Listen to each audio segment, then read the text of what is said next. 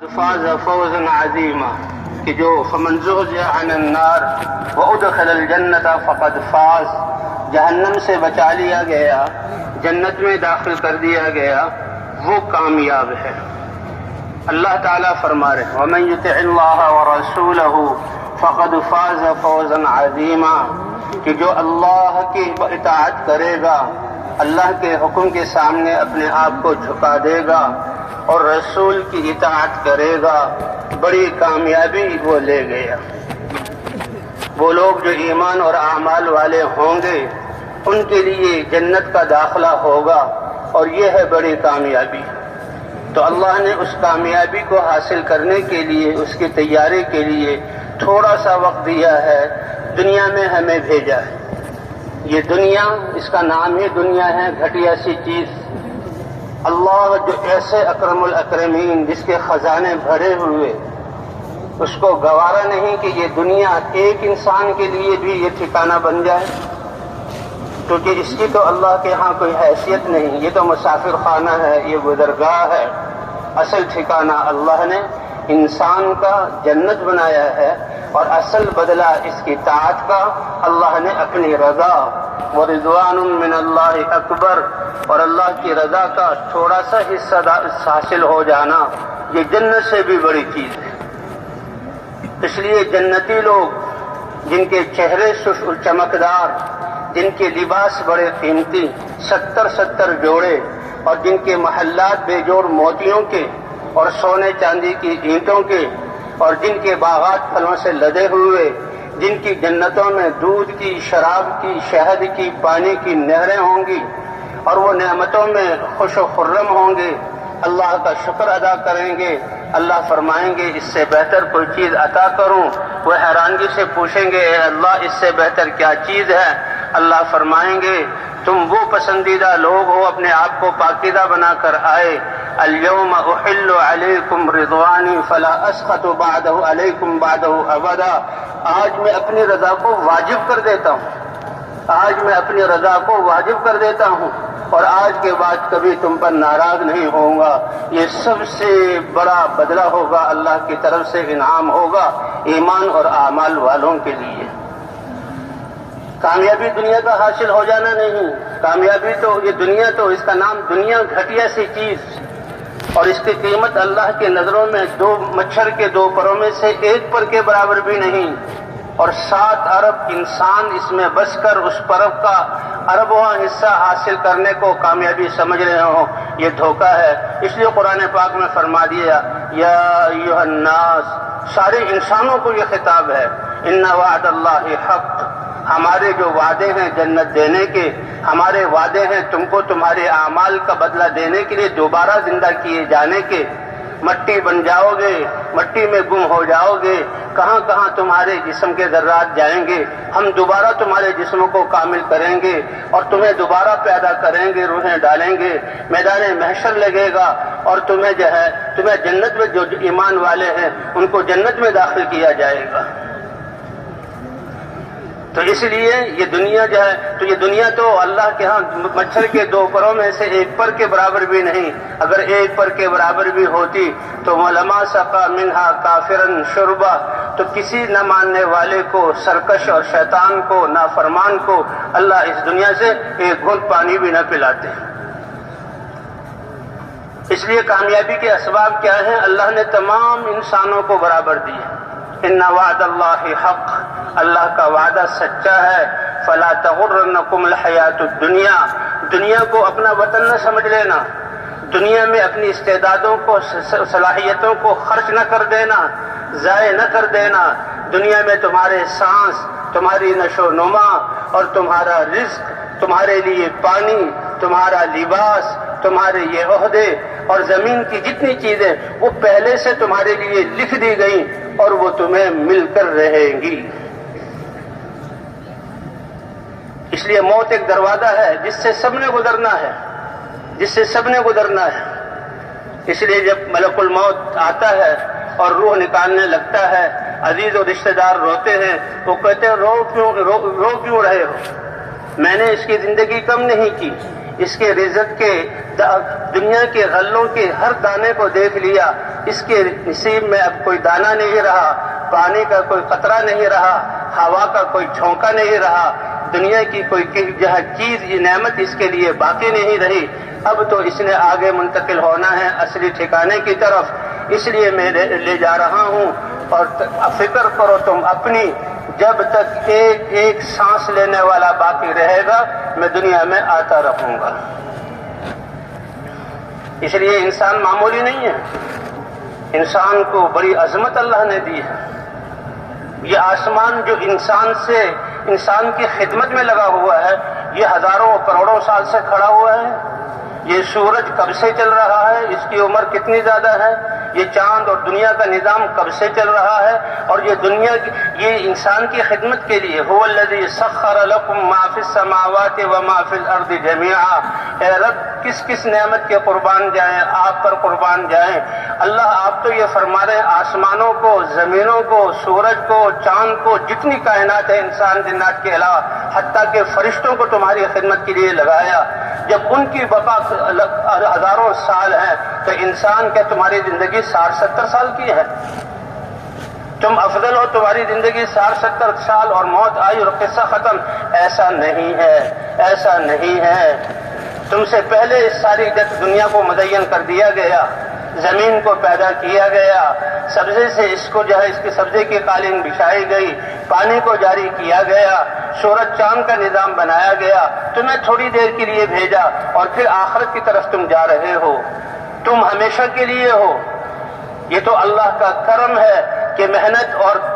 تیاری کے لیے مشقت کا وقت بہت تھوڑا سا دیا، اور اللہ نے اپنا اجر اور نعمتیں اور اللہ نے آخرت کی زندگی ہمیشہ ہمیشہ کی رکھی ہے۔ اس لیے فلا تغرنکم الحیات الدنیا، دنیا کی زندگی دھوکے میں نہ ڈال دے، اس کو تم اپنا وطن نہ سمجھ لینا، اور اس کو حاصل کرنے میں اپنی قوتیں صلاحیتیں زندگی کے سانس مت لگانا۔ یہ سانس سب سے قیمتی چیز ہے ایمان کے بعد، کہ ایک ایک سانس ہزاروں دنیا اللہ کو دے، ایک سانس زیادہ کروا لے، اللہ ایک سانس زیادہ نہیں کریں گے۔ اور ایک سانس کے ایک عمل سے یہ انسان اللہ کی رضا کو حاصل کر سکتا ہے۔ سبحان اللہ تملأ المیزان، اس کی زبان کا بول سبحان اللہ، وہ میزان کہ ساتوں آسمان اور زمین اللہ تعالیٰ اس کے ایک پلڑے میں رکھ دیں گے۔ کتنی بڑی وہ میزان ہے جس میں ساتوں زمین اور آسمان اور اس کی کائنات سما جائے۔ کہا اے ایمان والے تمہارا سبحان اللہ کہنا اس میزان کو اجر سے بھر دے گا۔ اس لیے انسان بڑا عظیم ہے۔ هو الذی سخر لکم ما فی السماوات وما فی الارض جميعا، اللہ جس کے خزانے بھرے ہوئے وہ کریم ذات ہے، زمین اور آسمان اور جو اس کی کائنات میں نے عرض کیا، جانور تو جانور ہیں، وہ تو ہم خود دیکھ رہے ہیں، کسی پر سواری، کسی کا دودھ لیا جا رہا، کسی سے نسلیں چلائی جا رہی، کسی کو ذبح کیا جا رہا، انسان کے لیے قربانی، کسی کو زینت کے لیے رکھا جا رہا، فرشتے بھی اللہ فرماتے ہیں انسان ہم نے تمہاری خدمت کے لیے لگائے۔ تو دیکھو جو چیز تمہارے وما خلقت الجن والانس الا ليعبدون ما اريد منهم من رزق وما اريد ان يطعمون ان الله هو الرزاق ذو القوة المتين۔ جیسے دنیا میں آج کل تو نوکر ہوتے ہیں، غلاموں کا نظام نہیں ہے، پہلے غلاموں کا نظام ہوتا تھا، ان کو خریدا جاتا تھا اور مالک غلام خرید کر وہ اس کی اپنی ملکیت تھا،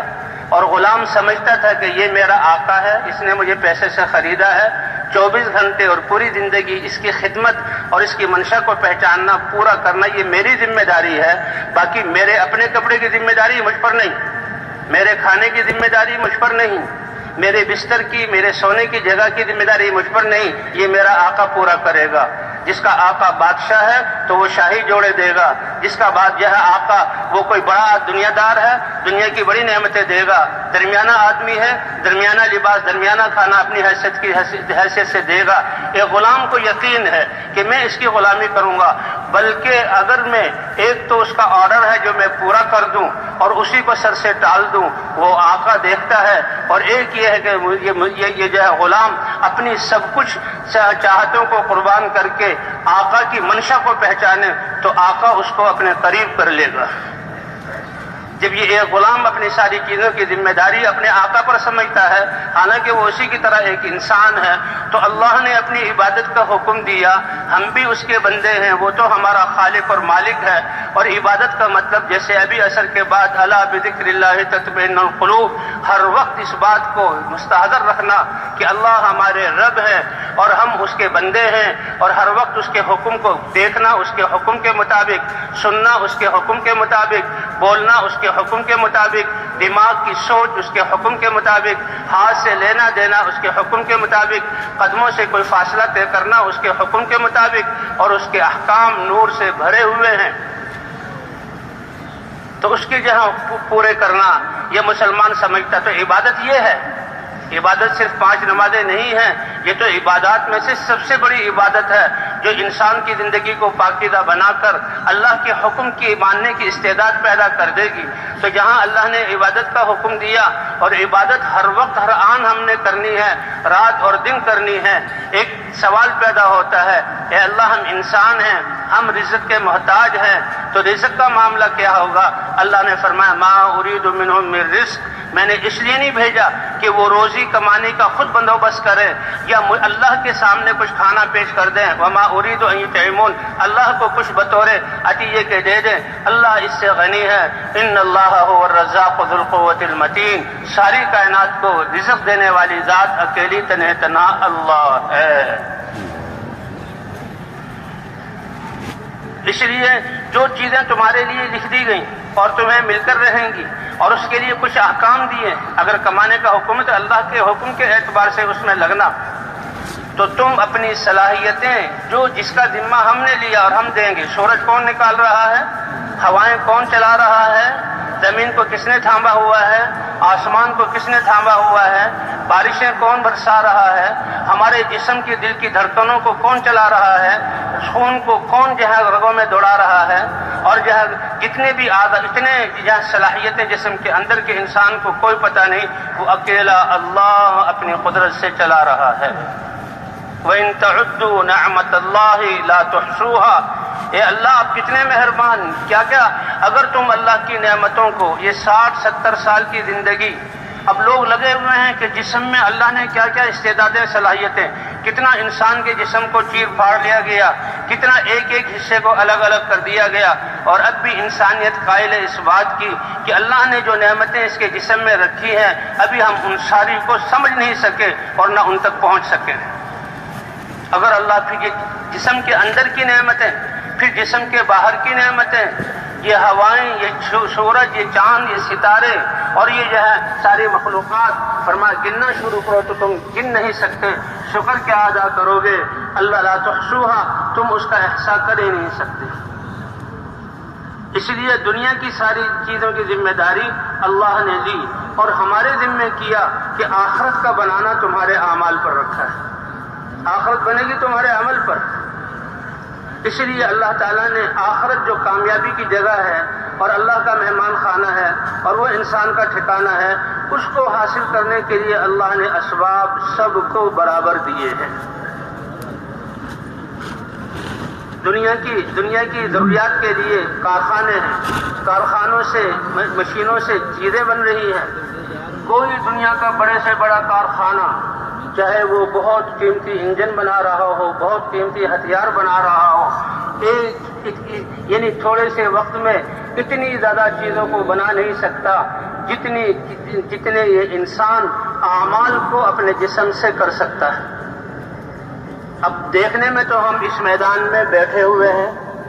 یہ اللہ کا انعام کب سے شروع ہوا؟ دیکھیں مسلمان کا بیٹھنا دین کے لیے، فرمایا ہے کہ وجبت محبتی للمتحابین فیہ، کہ اللہ فرماتے ہیں جو میرے لیے محبت کرتے ہیں اور ایک دوسرے سے ملتے ہیں اور بیٹھتے ہیں، کتنا بڑا اللہ انعام فرماتے ہیں، فرمایا مجھ پر واجب ہو گیا کہ میں ان سے محبت کروں۔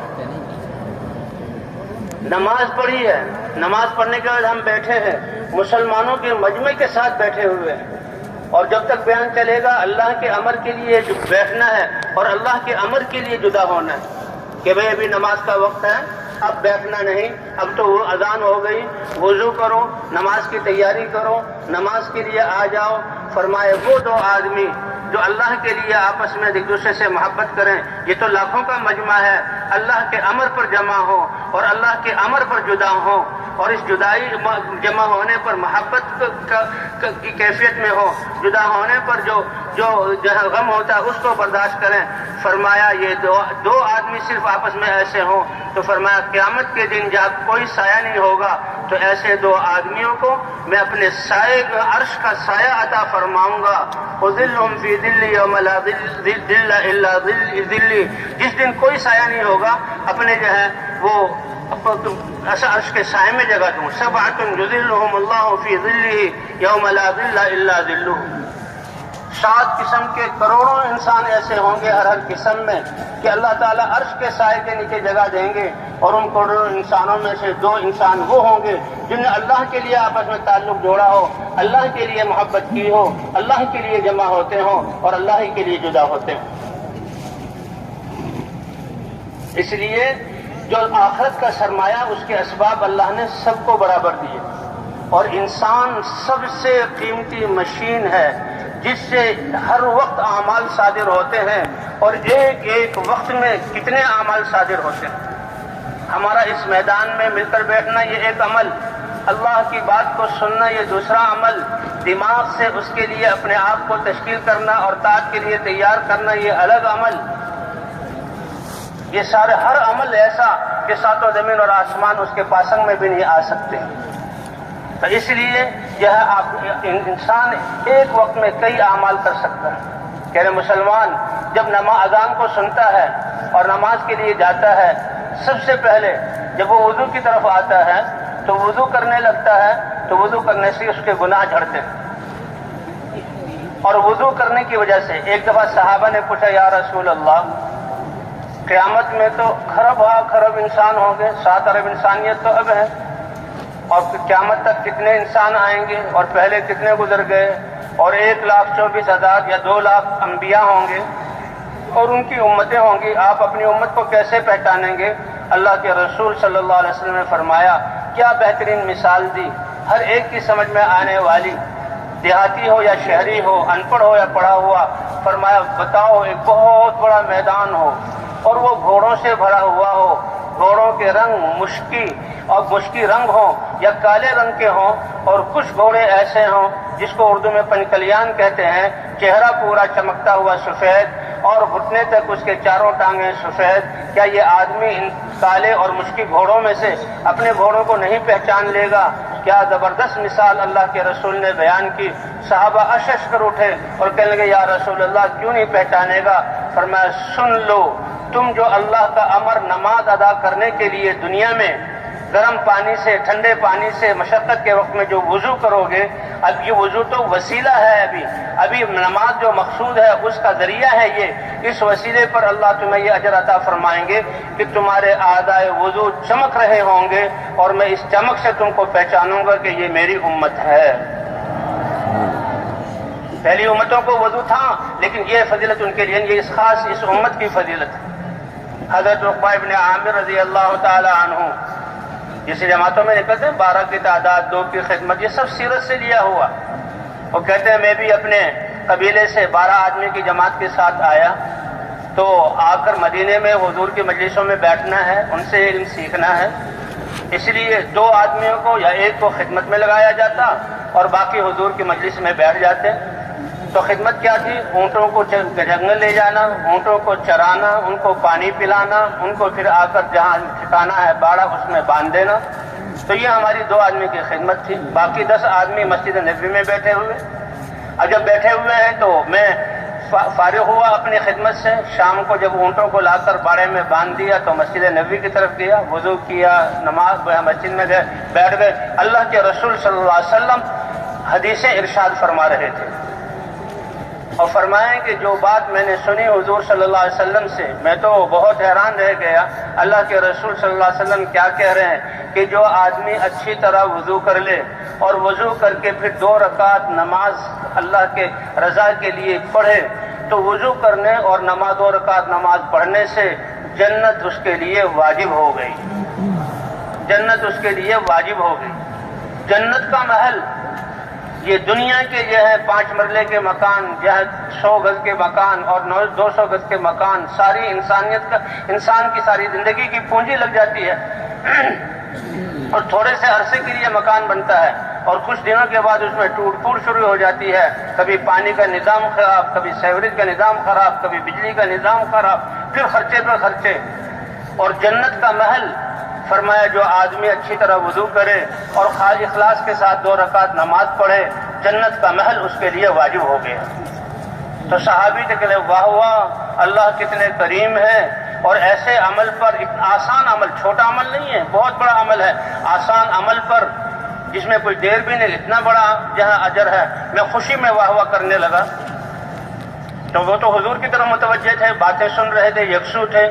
کہا میرے ساتھ ایک ہستی بیٹھی ہوئی تھی، انہوں نے مجھے اپنی طرف متوجہ کیا. جب میں نے دیکھا وہ حضرت عمر امیر المومنین، حضرت عمر ابن خطاب تھے. اور نے کہا معلوم ہوتا ہے تم ابھی مجلس میں ابھی حاضر ہوئے ہو اور اس بات کو سن کے اتنا خوش ہو رہے ہو. اللہ کے رسول نے تو ہمیں کیا کچھ بتلا دیا. کہا بتلائیے. کہ اس سے پہلے حضور صلی اللہ علیہ وسلم نے یہ فرمایا کہ جو آدمی وضو کے لیے اٹھے اور وضو کر لے اور وضو کے بعد اشہد ان لا الہ الا اللہ واشہد ان محمدا عبدہ ورسولہ، یا ایک روایت میں وحدہ لا شریک لہ کے لفظ بھی ہیں. کہا یہ وضو کر کے یہ کلمات کہہ دے تو اللہ تعالیٰ جنت کے 8 دروازے اس کے لیے کھول دیں گے، جن دروازوں میں سے چاہے وہ داخل ہو جائے. تو بھائی اس لیے اللہ ارحم الراحمین ہے. عادل اور عدل انصاف پہ آ جائیں تو ہم کہیں کی بھی نہ رہیں. اللہ ارحم الراحمین ہے. کتنی تمہاری گناہوں، غلطیوں اور سرکشیوں کو میں معاف کرتا رہتا ہوں. اگر پکڑ میں آ جاؤں تو کوئی ایک نافرمان بھی دنیا میں رہنے کے قابل نہ رہے. اور پھر اللہ بخشتے ہیں ان گناہوں کو، تو وہ تو کریم ہے. تو اللہ نے کامیابی کے لیے ہمیں اعمال دیے ہیں، اعداء سب برابر، اور اس میں سب کی بنیاد اور سب سے بڑی دولت اور سب سے بڑا یقین اور سب سے بڑا علم یہ لا الہ الا اللہ کا یقین ہے. حضور صلی اللہ علیہ وسلم نے فرمایا کتنے انبیاء کو علوم دیے گئے اور اس علم کے دنیا میں عرائض ہونے سے فسادات ختم ہوئے، ظلم ختم ہوئے. اللہ نے دنیا کو امن کا گہوارہ بنایا، حق وجود میں آیا، باطل ٹوٹا. جتنا علم دیا گیا اور اس علم کی وجہ سے اللہ کی قدرت ظاہر ہوئی. اللہ کی قدرت کے علم پر عمل کرنے والے یہ ہے جو اللہ کی طرف سے علم، یعنی احکام کا علم، یقین اور اعمال، اس پر اللہ کامیابی دیتے ہیں. کہ اس سب کا مجموعہ کر لیا جائے. اور مجھے اللہ نے قرآن میں وہ سارے علوم دیے اور اس سے زیادہ بھی دیے، ان سب کو جمع کر لیا جائے تو اس میں سب سے چوٹی کی چیز وہ لا الہ الا اللہ کا یقین ہے. وہ لا الہ الا اللہ کا یقین ہے، یہ بنیاد ہے. اسی لیے حضرات انبیاء کرام جب انسان سرکش بنتے تھے اور اپنی تباہی کے اسباب جمع کر لیتے، اللہ نے کسی کو عذاب نہیں دیا جب تک کہ نبی کو لا الہ الا اللہ کی دعوت دے کر نہ بھیجا ہو اور نبی نے اپنی امت کی اصلاح کے لیے اس لا الہ الا اللہ کے ذریعے ان کے یقین کو درست نہ کیا ہو. تو یہ یقین اتنی بڑی دولت ہے، اتنی بڑی طاقت ہے کہ اللہ فرماتے ہیں انا عند ظن عبدی بی، میرا بندہ میرے ساتھ جس طرح یقین کرے گا میں اسی طرح اس کے ساتھ معاملہ کروں گا. حضرت یونس علیہ السلام قوم کو چھوڑ کر ابھی اللہ کا حکم نہیں آیا پہلے نکل آئے اور کشتی ڈولنے لگی اور پھر حکم آیا، ایک مچھلی آئی، مچھلی نے یونس علیہ السلام کو نگل لیا اور مچھلی سمندر کی تہ میں بیٹھ گئی اور وہ لا الہ الا انت سبحانک انی کنت من الظالمین یہ انہوں نے پڑھنا شروع کیا. اتنے عرصے بعد اللہ نے ان کو مچھلی کے پیٹ سے نکالا اور مچھلی نے ان کو باہر سے جو ہے ساحل پر اگلا اور اللہ نے جو ہے ان کے گناہ کو معاف فرمایا. جو خطا ہوئی تو وہ تو نبی تھے، معصوم ہوتے ہیں، لیکن یہ تھوڑی سی بغیر یاد کے چلے جانا یہ غلطی ہوئی تھی. فرمایا دیکھو ان نے توبہ کی وَكَذَلِكَ نُنْجِي الْمُؤْمِنِينَ، ایمان والے اسی طرح جب اپنے گناہوں پر توبہ کریں گے ہم ان کو نجات عطا فرمائیں گے. حضرت ابراہیم علیہ السلام کہ ان کو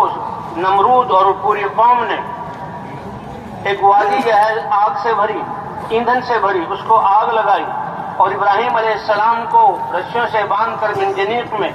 اور ساری قوم پہاڑوں پر چڑھ کر نیچے وادی جو آگ کا سمندر ہے دیکھ رہی ہیں، اور سب خوش ہیں کہ آج نمرود کا فیصلہ چلے گا اور آج ابراہیم علیہ السلام اس آگ میں جائیں گے، قصہ ختم۔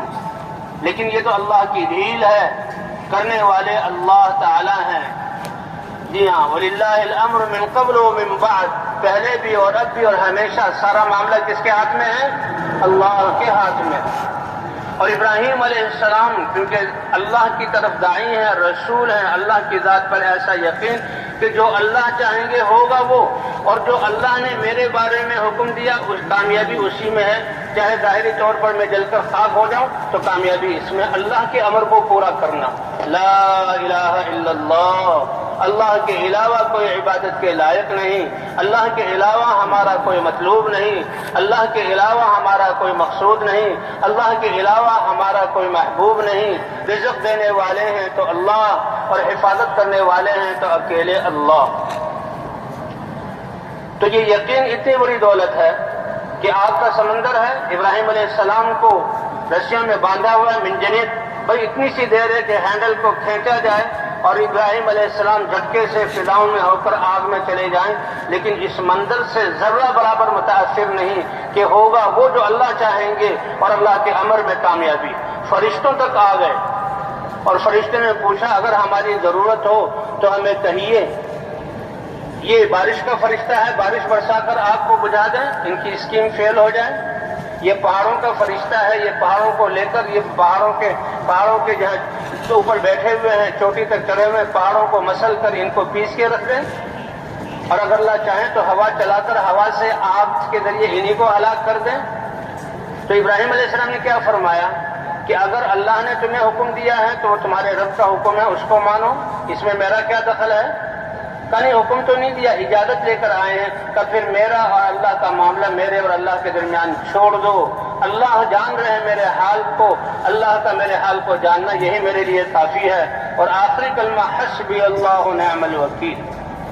کہ میرے لیے کون کافی ہے؟ یہ گمان تھا، پھر اللہ نے کیا کچھ کر کے دکھلایا کہ آگ کو بجھایا نہیں، آگ کو آگ ہوتے ہوئے اور ایک ہی وقت میں جلانے والا ہوتے ہوئے اللہ نے براہ راست حکم دے کر یا نار کونی بردا و سلاما علی ابراہیم، اے آگ میرے ابراہیم پر تم ٹھنڈی ہو جاؤ، تکلیف دینے والی ٹھنڈی نہیں بلکہ خوش سلامتی اور خوشگوار ٹھنڈی ہو جاؤ۔ فرمایا اسی وقت آگ نے رسی کو جلایا اور اسی وقت ابراہیم علیہ السلام کے لیے ٹھنڈی ہو گئی۔ 40 دن اس میں گزرے،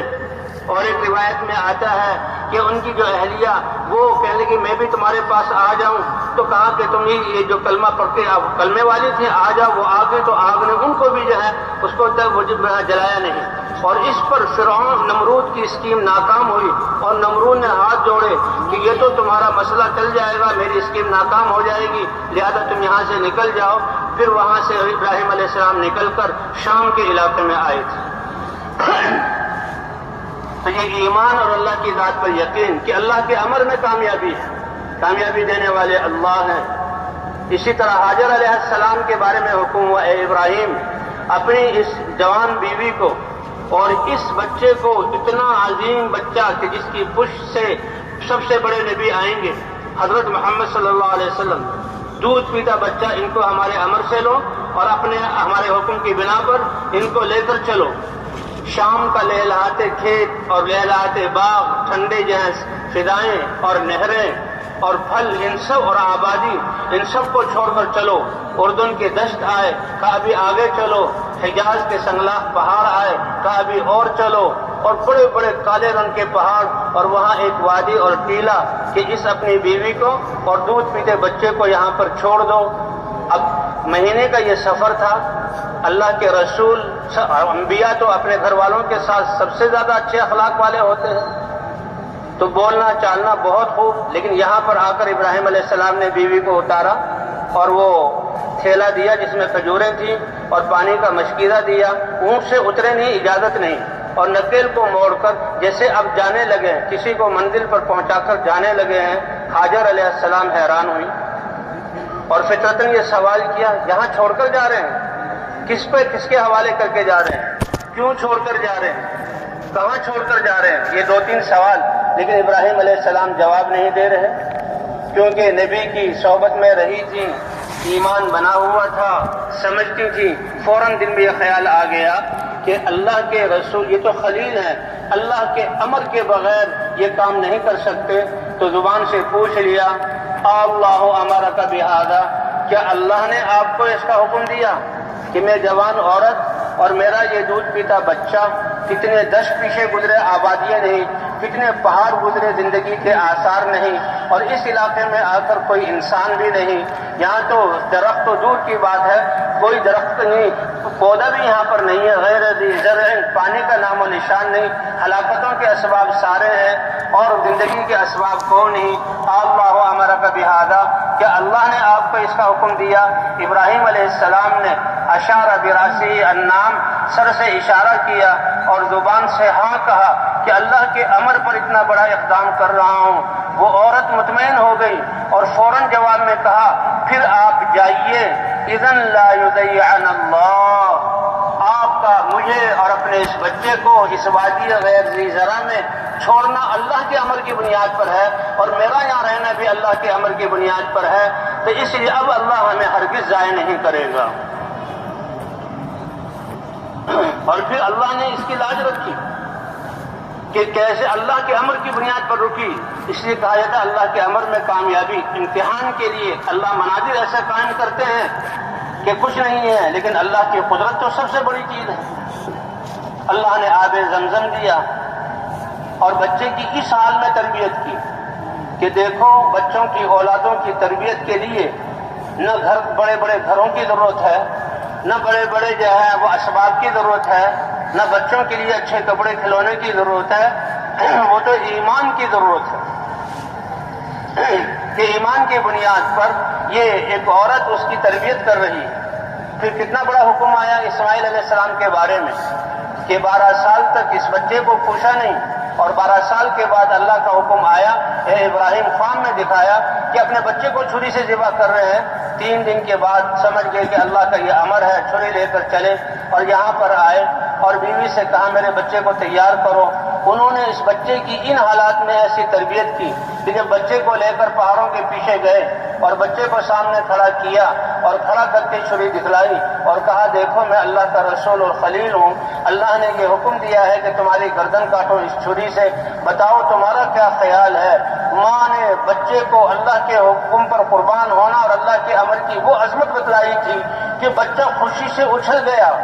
کہ سب سے بڑی چیز تو جان ہے جو اللہ کے لیے پیش کر سکتا ہوں۔ اے ابا جان، یہ بھوک برداشت کی، پیاس برداشت کی، کپڑوں کا نہ ہونا برداشت کیا، آپ کا نہ ہونا سب کچھ برداشت کیا، سب سے بڑی چیز میری ننھی سی جان تھی، وہ بھی اللہ مانگ رہے ہیں، آپ جلدی کیجئے میرے گلے پر چھری پھیر کر میری جان کو بھی اللہ کے سامنے پیش کر دیں۔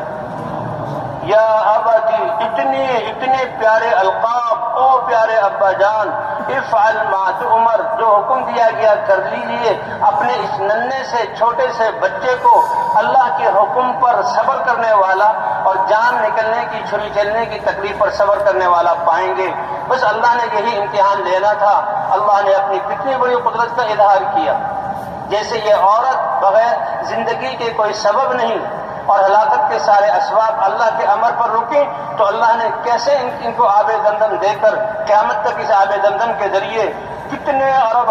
انسانوں کی حاجتیں اس کے ذریعے پوری کی۔ ان کی بھی اپنی بھوک جہاں ختم ہوئی، پیاس ختم ہوئی، بیماری سے شفا ملی اور تربیت ہوئی، اور اللہ کے رسول صلی اللہ علیہ وسلم فرماتے ہیں ماء زمزم لما شرب له، ایمان والا جس نیت سے آب زمزم کو پی لے گا اور جو حاجت اللہ سے مانگے گا اللہ وہ اس کو عطا کرتے رہیں گے۔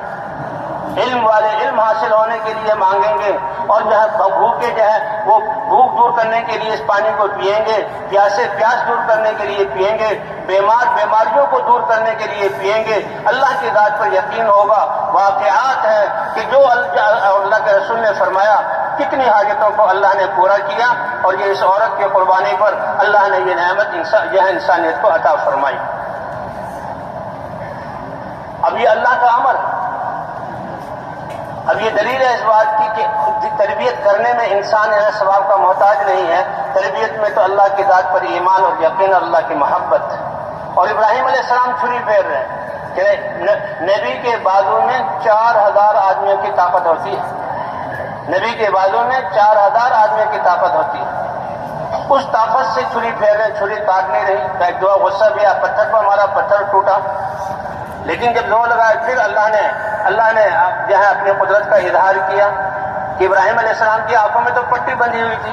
بیٹے نے کہا تھا اپنی آنکھوں میں پٹی باندھنے، کہیں مجھے دیکھ کر آپ کا ہاتھ رک نہ جائے، اور میرا منہ جو ہے زمین کی طرف کر دے۔ تھوڑی دیر بعد دیکھا چھری چلی، خون کی فوار اٹھی اور وہ ہاتھ پر پڑی اور گردن کٹی، سمجھے کہ بس بچہ قربان ہو گیا، اللہ کا حکم تھا، اللہ کا حکم بڑا ہے، بچے کی کوئی حیثیت نہیں۔ جب پٹی کھولی تو دیکھا چھری کے نیچے جنت سے ایک میڈا لایا گیا اور اس کو چھری سے کاٹا گیا، اور جبرائیل علیہ السلام کھڑے ہیں اور اسماعیل علیہ السلام ساتھ ہیں اور وہ خوشخبری دے رہے ہیں، اے ابراہیم اس امتحان میں بھی تم کامیاب ہو گئے۔ وَإِذِ ابْتَلَىٰ إِبْرَاهِيمَ رَبُّهُ بِكَلِمَاتٍ فَأَتَمَّهُنَّ قَالَ إِنِّي جَاعِلُكَ لِلنَّاسِ إِمَامًا۔ پھر کیا کہ ساری بعد میں آنے والے سارے انبیاء اور ساری انسانیت کا، اے ابراہیم ہم نے تمہیں امام بنایا اور سب کے دلوں میں تمہاری محبت ڈال دی ان قربانیوں کی وجہ سے۔ تو سب سے بڑی دولت اور سب سے بڑا سرمایہ یہ ایمان ہے جو لا الہ الا اللہ کی دعوت سے انسانوں کے دلوں میں آتا ہے کہ جہاں سب کچھ کرنے والی ذات ایک اللہ کی ذات ہے، اور یہ اتنی بڑی دولت، اور یہ ایمان تو اتنی بڑی دولت کہ جہنم کے بارے میں کہا جاتا ہے سارے دنیا کے پہاڑوں کو ایک پہاڑ بنا دیا جائے، اس کے اسٹیل اور لوہے کو ایک جگہ جمع کر لیا جائے، اور اس پہاڑوں کے اوپر جہنم کی انگاروں میں سے ایک انگارہ رکھا جائے، اس کی تپش اتنی زیادہ ہوگی تو وہ ان سب پہاڑوں کو پگھلا کر راکھ بنا دے۔ لیکن ایمان کی طاقت اس سے کہیں زیادہ ہے، اس لیے حدیثوں میں آتا ہے جب ایمان والا پل صراط پر سے گزرنے لگے گا جہنم چیخ پڑے گی، جز یا مومن فإن نور ایمانک قد اطفأ لہبی، اے ایمان والے مجھ پر سے جلدی گزر جا، کہیں تیرے ایمان کی ٹھنڈک میری آگ کو ٹھنڈا نہ کر دے۔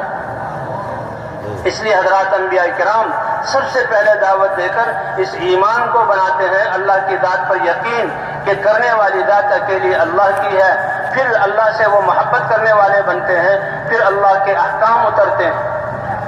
کہ انسانوں کی زندگی کے جتنے شعبے ہیں ان کو ہر ایک کو اللہ کے حکم کے مطابق کیسے پورا کیا جائے، ان میں لگا جائے ایک ایک حکم۔ جیسے ایمان والے کا تو سبحان اللہ تملأ المیزان، اس کا ایک زبان سے کہا ہوا کلمہ سبحان اللہ یہ ترازو کو بھر دے گا اجر سے۔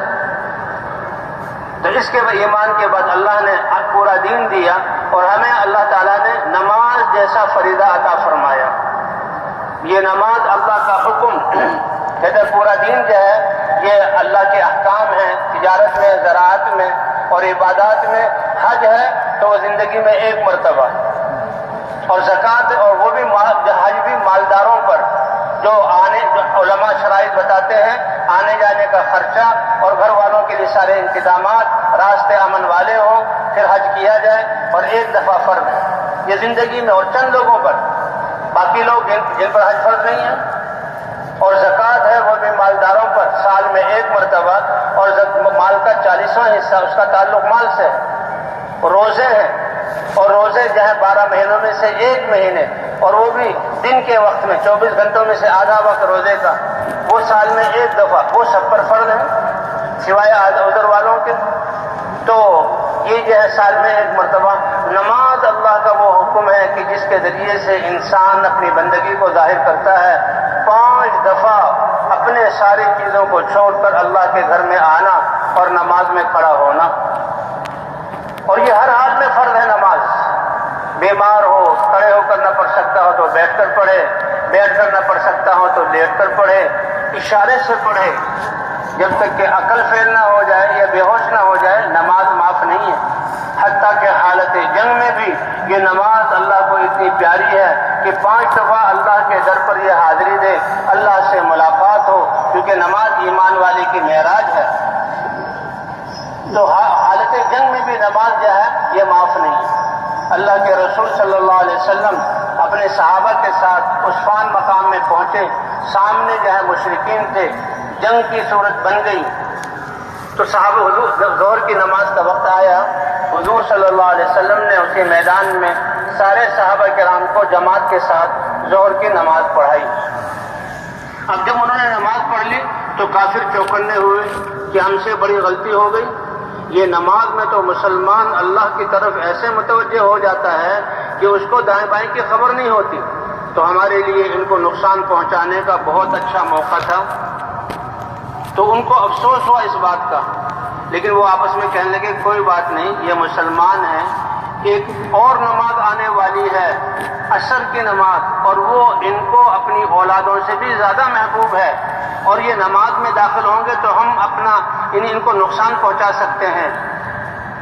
تو اللہ نے حضرت محمد صلی اللہ علیہ وسلم پر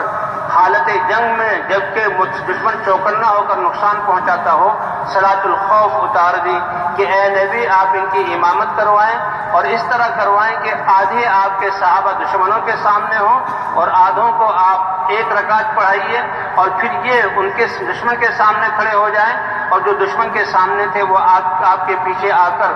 جہاں وہ ایک رکعت پڑھیں، ان کی ایک رکعت ہو جائے گی، آپ کی 2 رکعتیں سفر کی پوری ہو جائیں گی۔ اس میں اور بھی مسائل آتے ہیں۔ کافروں نے جب یہ دیکھا تو اس وقت حضرت خالد بن ولید رضی اللہ تعالی عنہ وہ کفار کے لشکر میں تھے، کہنے لگے ہم تو اسی دن سمجھ گئے کہ اس ہستی کی تو رہبری اور رہنمائی اور حفاظت آسمانوں سے ہو رہی ہے۔ نماز حالت جنگ میں بھی معاف نہیں، کیوں؟ یہ مسلمان کی اللہ سے ملاقات ہے۔ کہتے ہیں 70 ماؤں سے زیادہ محبت کرتے ہیں، 70 ماؤں سے زیادہ 70 کیا چیز ہے؟ جتنی عرب مائیں آئی ہیں ان کے دلوں میں بچوں کی محبت کس نے ڈالی ہے؟ اور انسان تو انسان، باقی جانور بھی ہیں، یہ چھوٹے چھوٹے پرندے، جی ہاں، یہ مرغی کیسے شکرے اور باز سے لڑتی ہے، کیسے چھوٹے پرندے بڑے پرندوں سے میں جان دے دیتے ہیں اپنے بچوں کی حفاظت کے لیے۔ تو یہ تمام مادائیں، یہ تو سارے جو تعلقات و محبتیں ہیں، اللہ نے رحمت کے 100 حصے کیے، ایک حصے کو اتار کر ساری جہاں کائنات پر تقسیم کیا، اس سے نظام چل رہا ہے، اور 99 اللہ رحمت کے حصوں کو قیامت میں ایمان والوں کے لیے اس کا اظہار فرمائیں گے۔ 70 مائیں کیا ہوتی؟ تو وہ اللہ تو 5 دفعہ، یہ تو 50 نمازیں ہیں، اللہ تو 50 دفعہ چاہ رہے تھے۔ حضور صلی اللہ علیہ وسلم یہ کہاں اس نماز کا عمل دیا گیا؟ آپ صلی اللہ علیہ وسلم دعوت کو لے کر جب دیکھا کہ مکے والے اور اپنی قوم کتنی رکاوٹیں ڈال رہی ہے، کتنی سختیاں کر رہی ہے، شیب ابی طالب میں بند کیا، ایمان والے کمزور لوگوں کو کتنی تکلیفیں دے رہی ہے، تو حضور صلی اللہ علیہ وسلم آپ تو دل میں آپ کی یہ بہت بڑی تمنا اور بے چینی تھی کہ انسانیت ہدایت کے راستے پر کیسے پڑ جائے، تو حضور صلی اللہ علیہ وسلم طائف تشریف لے گئے کہ شاید وہ سمجھدار لوگ ہیں۔ پہلے سرداروں کے پاس گئے، جب سرداروں کے پاس گئے تو کسی سردار نے بیٹھنے بھی نہیں دیا، ہر ایک نے روکھا جواب دیا، مہمان نوازی، پیدل آئے ہیں، کتنی بڑی ہستی ہے، قریش قوم کے ہیں اور کتنے عظیم اخلاق، سب ان کی تعریفیں کرتے تھے، لیکن وہ ایسے سوکھے نکلے کہ حضور کو بیٹھنے بھی نہیں دیا، ایک کے پاس سے دوسرے کے پاس، دوسرے کے پاس سے تیسرے کے پاس، اور تیسرے نے بھی بیٹھنے نہیں دیا۔ آپ نے فرمایا کہ شاید یہ عام لوگ میری بات کو مان لیں۔ جب عام لوگوں میں آئے تو انہوں نے اس سے بھی زیادہ برا سلوک کیا، تالیاں پیٹی، سیٹیاں بجائیں اور پتھروں کی بارش صفوں میں کی۔ آپ پتھروں کی بارش میں جا رہے ہیں اور جسم خون آلود ہو گیا، اتنا خون پنڈلیوں سے بہا، پتھروں کے نوکیلے پتھر لگ کے کہ جوتیوں میں وہ خون جم گیا اور جوتیاں آپ کے پاؤں کے ساتھ جم گئی، حتیٰ کہ آپ پر بے ہوشی سے طاری ہو گئی۔ لیکن قربان جائیں آپ کے رحمت للعالمین پر کہ اللہ نے آپ کو کتنا شفیق بنایا، کتنا رحیم بنایا، کہ اللہ نے جب جبرائیل علیہ السلام کو بھیجا، اے محمد صلی اللہ علیہ وسلم، آپ کی قوم نے جو آپ کے ساتھ قریش تھے وہ اللہ نے دیکھ لیا، اور اللہ نے یہ فرشتوں کو بھیجا، یہ فرشتہ ہے پہاڑوں کا، اگر اس کو حکم فرمائے تو یہ پہاڑوں کو اپنے ہاتھوں میں لے کر ان پہاڑوں کو آپس میں ملا دے اور ملا کر ان کو آپس میں رگڑے اور یہ آٹے کی طرح بیچ میں پس جائیں۔ اللہ کی قدرت کیسی ہے، اللہ بچائے، ابھی یہ زلزلہ آیا، کتنی بلڈنگوں کو گرا دیا، کیسے زمین ہل گئی، کیسے انسان، کہتے ہیں ہزاروں لاکھوں کے قریب انسان جو ہے وہ ختم ہو گئے۔ کشمیر میں جو آیا تھا، کیسے اللہ نے پہاڑوں کو اپنی جگہ سے ہلایا۔ اللہ ہماری ان آفات سے حفاظت فرمائے۔ اور یہ اعمال، اللہ تو رحیم اور کریم ہے، یہ انسانوں کے اعمال کی سزا ہے، لیکن اللہ کے رسول کی مہربانی پر قربان جائیں۔ یہ حضور کے جو الفاظ، اے اللہ میں ان کو ہلاک کروانا نہیں چاہتا، ہو سکتا ہے کہ ان کی نسلوں میں سے وہ لوگ آئیں جو تیری کلمہ توحید کو، تیری توحید پر ایمان لانے والے ہوں اور اس کلمے کو ماننے والے ہوں اور تیری وحدانیت پر یقین رکھنے والے ہوں۔ گویا ایک قسم کی سفارش ہوگی ان کے لیے حضور صلی اللہ علیہ وسلم کی طرف سے، یعنی ان کو ہلاک نہ کیجیے، کیوں؟ آگے جو ایمان والے آئیں گے ان کی وجہ سے کہ اللہ ان کو اگر یہ ہلاک ہو گئے تو نسلیں ختم۔ یعنی کتنے ارحم الراحمین ہیں حضور صلی اللہ، رؤوف الرحیم ہیں حضور صلی اللہ علیہ وسلم، کتنے شفیق ہیں انسانیت پر کہ سفارش کرے، اے اللہ ان کو ہلاک نہ کیجیے، ہو سکتا ہے ان کی اگلی نسلوں میں وہ لوگ ہوں جو تیری توحید کے جھنڈے کو دنیا میں گاڑنے والے ہوں۔ اور حضور کی اس دعا کو اللہ نے قبول کیا اور کیا فرمایا، اے اللہ اگر آپ راضی ہیں تو مجھے ان ساری تکلیفوں کی کوئی پرواہ نہیں، آپ کی رضا کا حاصل ہو جانا میرے لیے کافی ہے، اور اگر کوئی ایسی بات نہیں تو آپ کو راضی کرنا یہ سب سے ضروری چیز ہے۔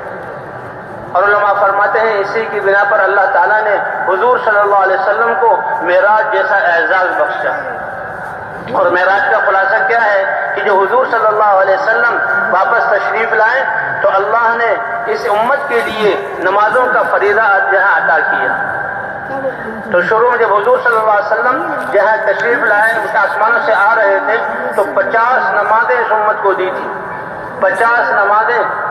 دن میں 24 گھنٹے ہوتے ہیں، 12 گھنٹے، 10 گھنٹے، 8 گھنٹے رات کے ہوتے ہیں، اور اس کے بالمقابل باقی 24 گھنٹوں میں سے وہ دن کے ہوتے ہیں، کام میں لگنے کے ہوتے ہیں۔ تو 50 نمازیں ہوں تو بتائیں دنیا میں لگنے کا کتنا وقت ملے گا؟ مسلمان نمازیں پڑھیں گے اور ان کے سارے کاموں کو کون بنائے گا؟ اللہ بنائے گا۔ کہ تم عبادت کے لیے پیدا کیے گئے، باقی دنیا کے سارے انتظامات کی ذمہ داری اللہ نے، ہاں آخرت کی ذمہ داری تم پر ہے، ایمان اور اعمال کا سرمایہ تم دنیا میں بناؤ۔ وہ ان کے دن میں کیا۔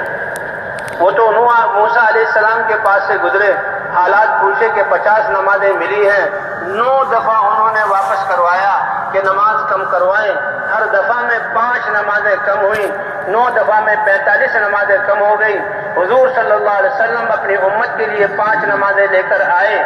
تو موسیٰ علیہ السلام نے اس پر بھی کہا کہ یہ امت 5 نمازیں بھی اس میں بھی کوتاہی کرے گی، لیکن اللہ کے رسول نے، اب تو مجھے شرم آتی ہے کہ اللہ سے کہوں 5 سے بھی کم کر دو، میری امت 5 بھی نہیں پڑھے گی۔ 5 نمازوں کو لے کر حضور صلی اللہ علیہ وسلم چلے، اللہ کی طرف سے اعلان ہوا، اے نبی جیسے ہم نے 50 نمازیں فرض کی تھی اب 5 رہ گئی، تمہاری امت، آپ کی امت 5 نمازیں پڑھے گی اور ثواب میں اس کو 50 نمازوں کا عطا کروں گا۔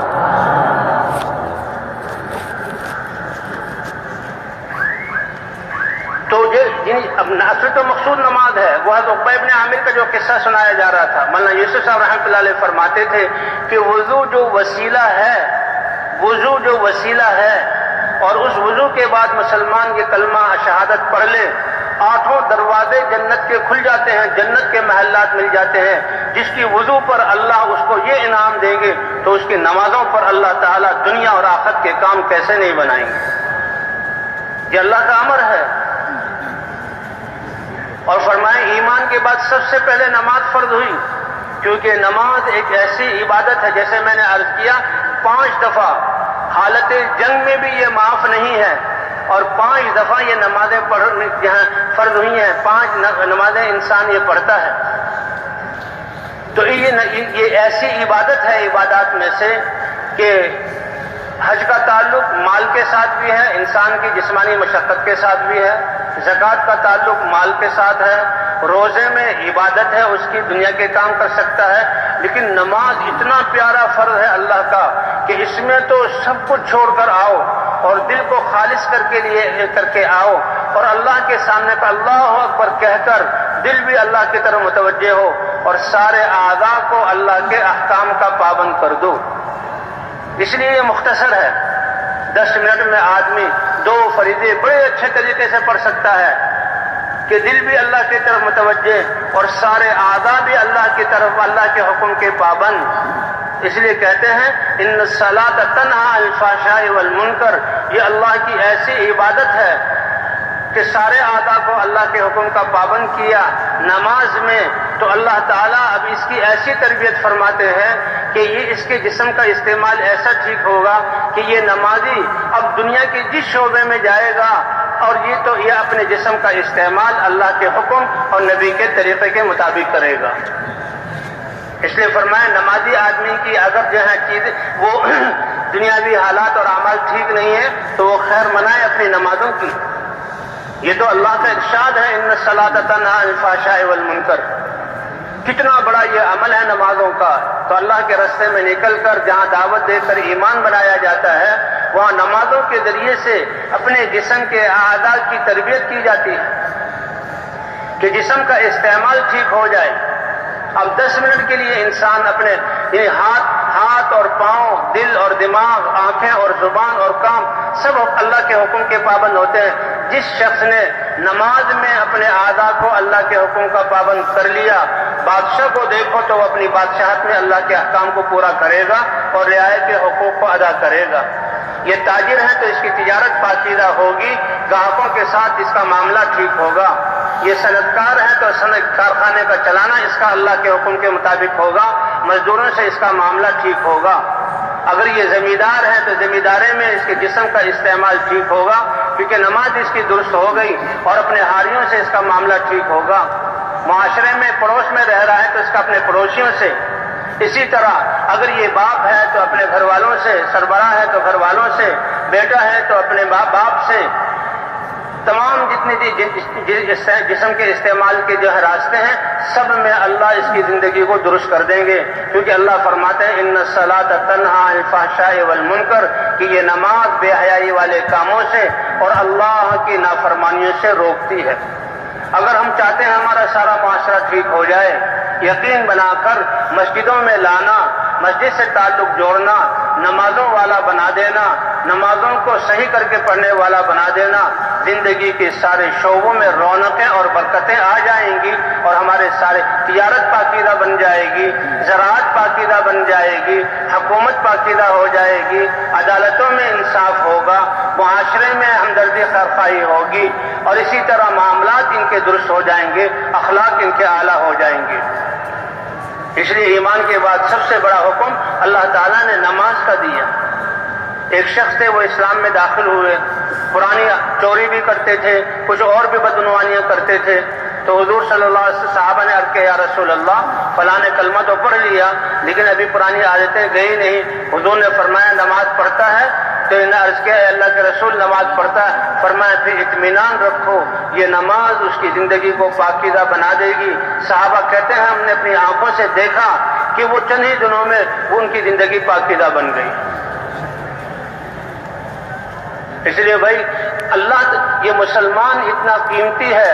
اس کی تربیت اس کی زندگی میں یہ تو ماں کی گود سے ہی شروع ہو جاتی ہے۔ ماں باپ مسلمان ہیں، اللہ نے ان کی گود کو بچے سے بھرا جو ہے کی نعمت سے بھر دیا اور خوشیاں آ گئیں، تو یہ بچہ جو کتنا خوش قسمت ہے جس کے ماں باپ مسلمان ہوں۔ تو سب سے پہلے اس بچے کو ابھی نہلایا، کپڑے پہنائے، آنکھیں کھل نہیں رہی، کانوں سے سن نہیں رہا، ہاتھ ہلا نہیں سکتا، پاؤں پر کھڑا نہیں ہو سکتا، لیکن اذان کے کلمات اس کے کانوں کے ذریعے دل تک پہنچا دیے جاتے ہیں۔ یہ اذان یہ کلمات ہیں، اللہم رب هذه الدعوت التامہ، اے اللہ دعوت تامہ کے مالک اور رب، جتنے نبیوں نے دعوت دی اور دعوت سے حق زندہ ہوا اور حق زندہ ہونے سے دنیا امن کا گہوارہ بنی اور باطل کو اللہ نے توڑا، ان سب کی دعوت کے کلمات کا خلاصہ ہے یہ اذان۔ اور اس بچے کو جو آج آیا ہے ماں باپ کے ایمان والا ہونے کی وجہ سے اب ہماری شریعت میں ہے کہ اس کے کان میں وہ اذان والے کلمات کہے جا رہے ہیں۔ ایک کان میں اذان ہے، دوسرے کان میں اقامت ہے، کہ جب اذان اور اقامت ہو گئی اب نماز کے کھڑے ہونے میں کتنی دیر تمہاری نماز جنازہ پڑھی جائے گی، تو دنیا کی اللہ کیسا کم کر کے بتلا رہے ہیں، اے میرے بندے میرے احکام کو اتنی تھوڑی سی دیر کے لیے ماننا۔ غزوہ بدر کے موقع پر حضور صلی اللہ علیہ وسلم کو بتلایا گیا کہ آپ کو فتح بھی دی جائے گی اور مقابلہ بھی ہوگا۔ پتہ لگا حضور صلی اللہ علیہ وسلم کو کہ ابو سفیان کا لشکر شام سے تجارت کا سامان لا رہا ہے۔ جن مکے والوں نے 13 سال حضور صلی اللہ علیہ وسلم اور صحابہ پر مشقتوں کے پہاڑ توڑے اور مسلمانوں کی پٹائیاں کی اور ان کے گھروں پر قبضہ کیا اور صحابہ جہاں یہ مدینہ منورہ آ گئے تو ان میں ہر ایک کا اس جہاں تجارت کے قافلے میں جہاں مال ہے اور سامان آ رہا ہے اور 40 آدمیوں کی تعداد تھی اور ابو سفیان اس کے جو ہے وہ اس کے نگران تھے، بڑے تھے، لیڈر تھے اور وہ اس لشکر کو لے کر آ رہے تھے۔ اللہ کے رسول کو بتایا گیا، اللہ کے رسول نے صحابہ سے کہا 313 وہاں پر موجود تھے کہ چلو اس قافلے کو آسانی سے ہم لے لیں گے، کیوں ان کے پاس ہتھیار ہیں، یہ ہتھیار اسلام کے خلاف استعمال ہوں گے اور یہ وہ لوگ ہیں جنہوں نے ہمیں تکلیفیں دی 13 سال اور ہمارے مال پر قبضہ کیا تو ہمارا حق بنتا ہے۔ کچھ صحابہ نے یہ بھی کہا یا رسول اللہ اتنی اجازتوں کے گھروں سے تلواریں تو لے آئے، ہم تو نماز پڑھنے آئے تھے، تو بالکل اجازت نہیں۔ تو کوئی ہتھیار بھی 10 سے زیادہ نہیں تھا، گھوڑا صرف ایک مقداد کے پاس تھا۔ حضور صلی اللہ علیہ وسلم اور اللہ کی طرف سے حکم چلے، لیکن اللہ نے اپنی قدرت کو ظاہر کرنا تھا۔ ایک یہ کہ یہ لشکر مل جاتا اور مال مل جاتا اور حضور صلی اللہ علیہ وسلم اسی لیے گئے تھے کہ جنہوں نے ہمارے گھروں پر قبضہ کیا، جنہوں نے ہمارے مالوں پر قبضہ کیا، یہ مال ہم لے لیں، لیکن اللہ نے اپنی قدرت کو ظاہر کرنا تھا۔ تو ابھی ابو سفیان کا لشکر جو ہے وہ اس راستے پر آیا نہیں تھا، اللہ کے رسول اس راستے پر آگے پہنچ گئے اور ایک جگہ پڑاؤ ڈالا، رات کو ٹھہرے، آگے چلے۔ ابو سفیان اسی راستے سے آیا کیونکہ جو مکہ کے راستہ جا رہا تھا یہ وہی امید تھی کہ اس پر اس لشکر سے مڑ بھیڑ ہو جائے گی، لیکن اللہ نے اپنی قدرت کو ظاہر کرنے کے لیے ابو سفیان کا لشکر پیچھے ہے، حضور کا لشکر آگے۔ ابو سفیان جب وہاں پہنچا کیونکہ ان کو خطرے کی بو تو محسوس ہو رہی تھی اور انہوں نے جو مسلمانوں کو تکلیفیں دی تھی ان کے دل ڈرے ہوئے تھے، چور کی داڑھی میں تنکا، گھبرائے ہوئے تھے اور خطرہ تھا کہ مسلمان ہمیں کہیں روک نہ لیں، تو وہ خطرے کی بو کو سونگ رہے تھے۔ اب انہوں نے دیکھا فوراً ان کی زبان پر آیا یہ تو محمد صلی اللہ علیہ وسلم اپنے لشکر کو لے کر نکلے ہیں۔ اور ابو سفیان اتنا ماہر تھا کہ وہاں اونٹ کی مینگنیاں پڑی ہوئی تھی، اونٹوں کی، اس نے ایک مینگنی کو لیا، توڑا تو اونٹوں کو کھجوروں کی گٹھلیاں کھلائی جاتی تھی، تو کھجور کی گٹھلی سے پہچان گیا کہ یہ مدینے کے باغات کی کھجور کی گٹھلی ہے اور اس کا مطلب یہ ہے کہ حضور ہماری تلاش میں نکلے ہیں۔ اور یہ سب اللہ نے دکھلایا اپنی قدرت کو ظاہر کرنے کے لیے۔ اس نے اپنا راستہ بدلا اور رفتار تیز کی اور ایک شخص کو پیسے دے کر اور جہاں جو بہت زیادہ انعام دے کر دوڑایا گھوڑے پر کہ مکے میں جا کر اعلان کرو کہ اپنے لشکر کو بچاؤ۔ مکے میں کوہرام مچ گیا اور 1000 نوجوان مسلح ہو کر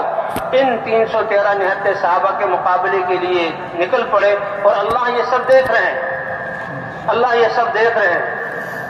اب یہ لشکر تو بچ کے نکل گیا اور حضور صلی اللہ علیہ وسلم جب اس میدان غزوہ بدر میں پہنچے ہیں تو سامنے سے 1000 لشکر 1000 کا لشکر جرار اور جو ہے مسلح ہو کر آ رہا ہے اور ان کے سامنے 313 صحابہ ہیں۔ تو اللہ نے اپنی قدرت کا اظہار کیا۔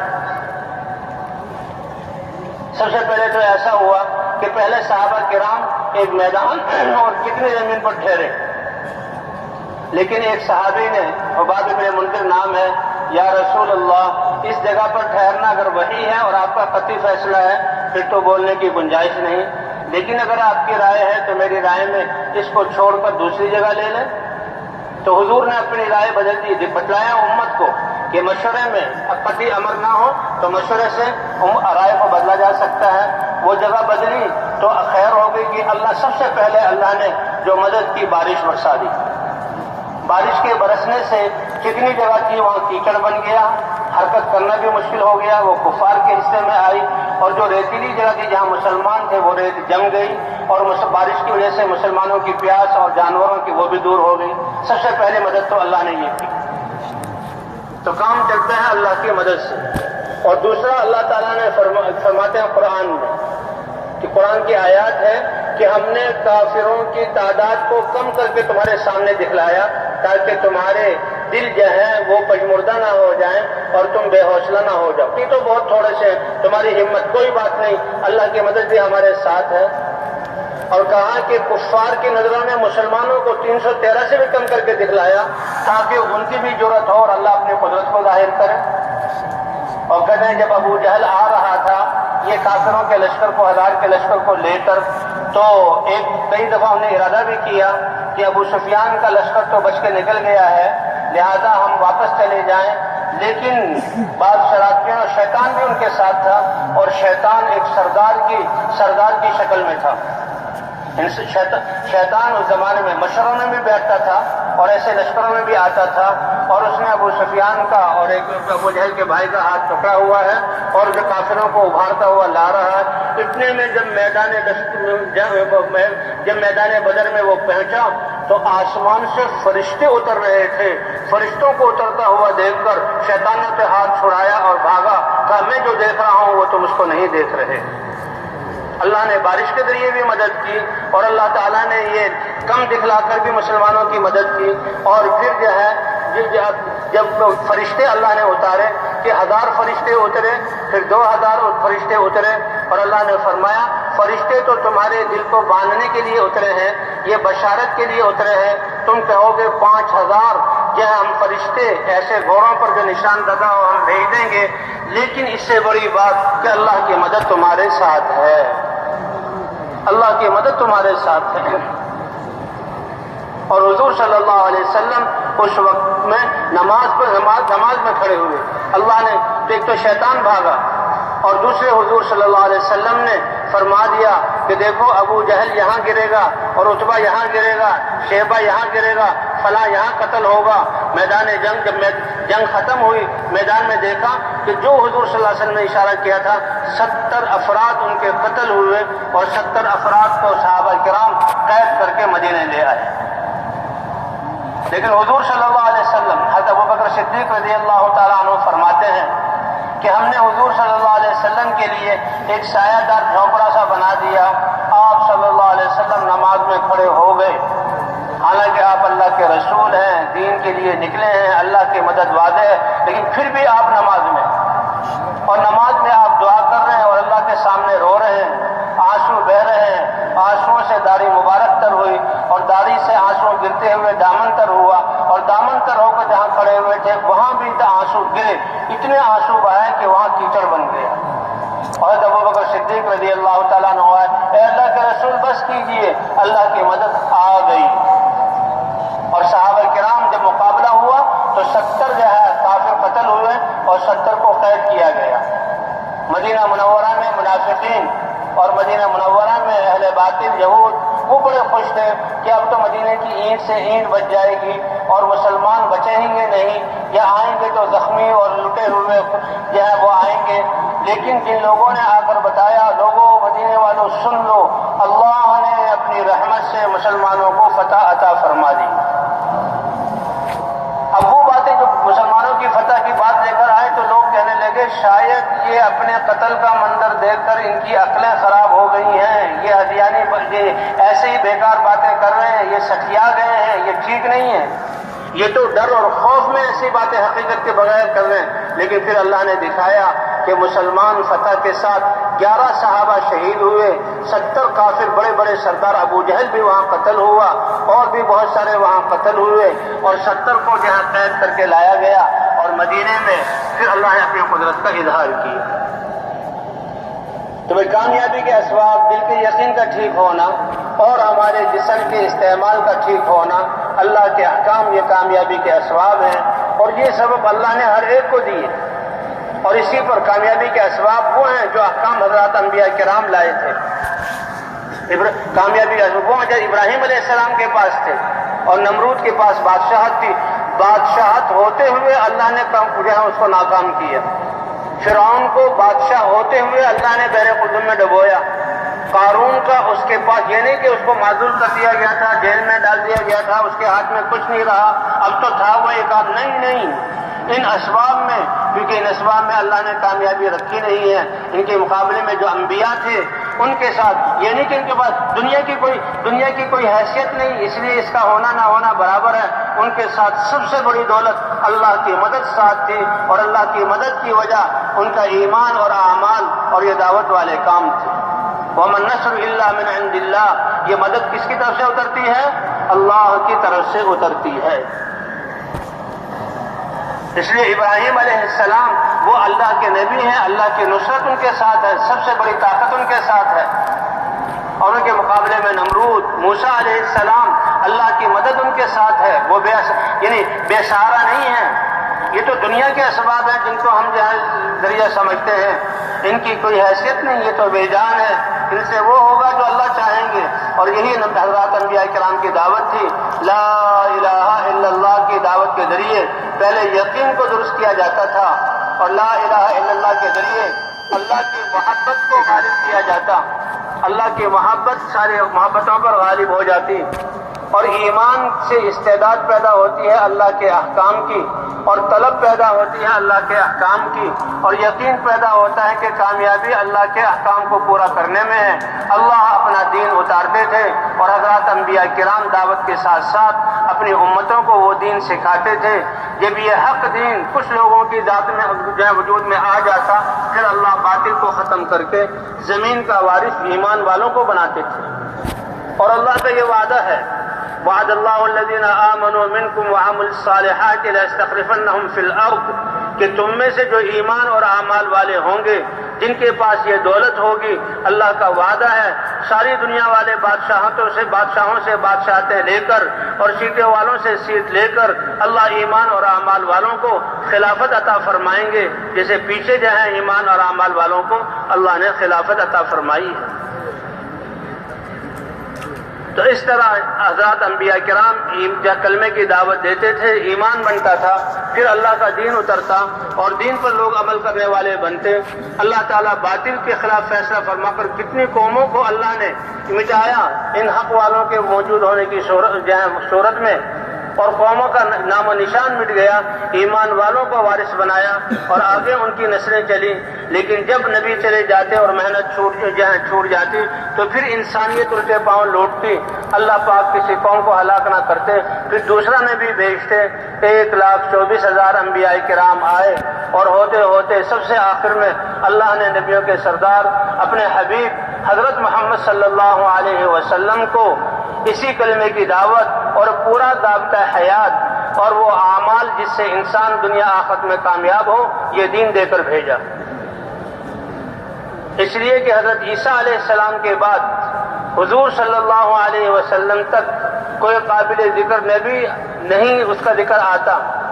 یہ 650 سال کا فاصلہ تھا، انسانیت دین سے بہت ہٹ چکی تھی۔ آپ کے دور کو جاہلیت کا دور کہا جاتا ہے۔ اللہ نے ساری کائنات پر رحمت کرنے کا ارادہ کیا، اور اللہ نے انسانوں پر احسان کرنے کا ارادہ کیا، تو حضرت محمد صلی اللہ علیہ وسلم کو اسی کلمے کی دعوت دے کر دنیا کی طرف بھیجا، اور اپنا دین قرآن اور احکام کی صورت میں حضور صلی اللہ علیہ وسلم پر اتارا۔ لقد من اللہ علی المؤمنین اذ بعث فیہم رسولا من انفسہم یتلو علیہم آیاتہ ویزکیہم ویعلمہم الکتاب والحکمہ وان کانوا من قبل لفی ضلال مبین۔ اللہ احسان جتلا رہے ہیں کہ یہ احسان تو سارے کائنات اور سارے انسانوں پر ہے، لیکن ایمان والوں نے نفع اٹھایا تو ان کی عظمت کو ظاہر کرنے کے لیے اللہ نے ان کا ذکر قرآن پاک میں کیا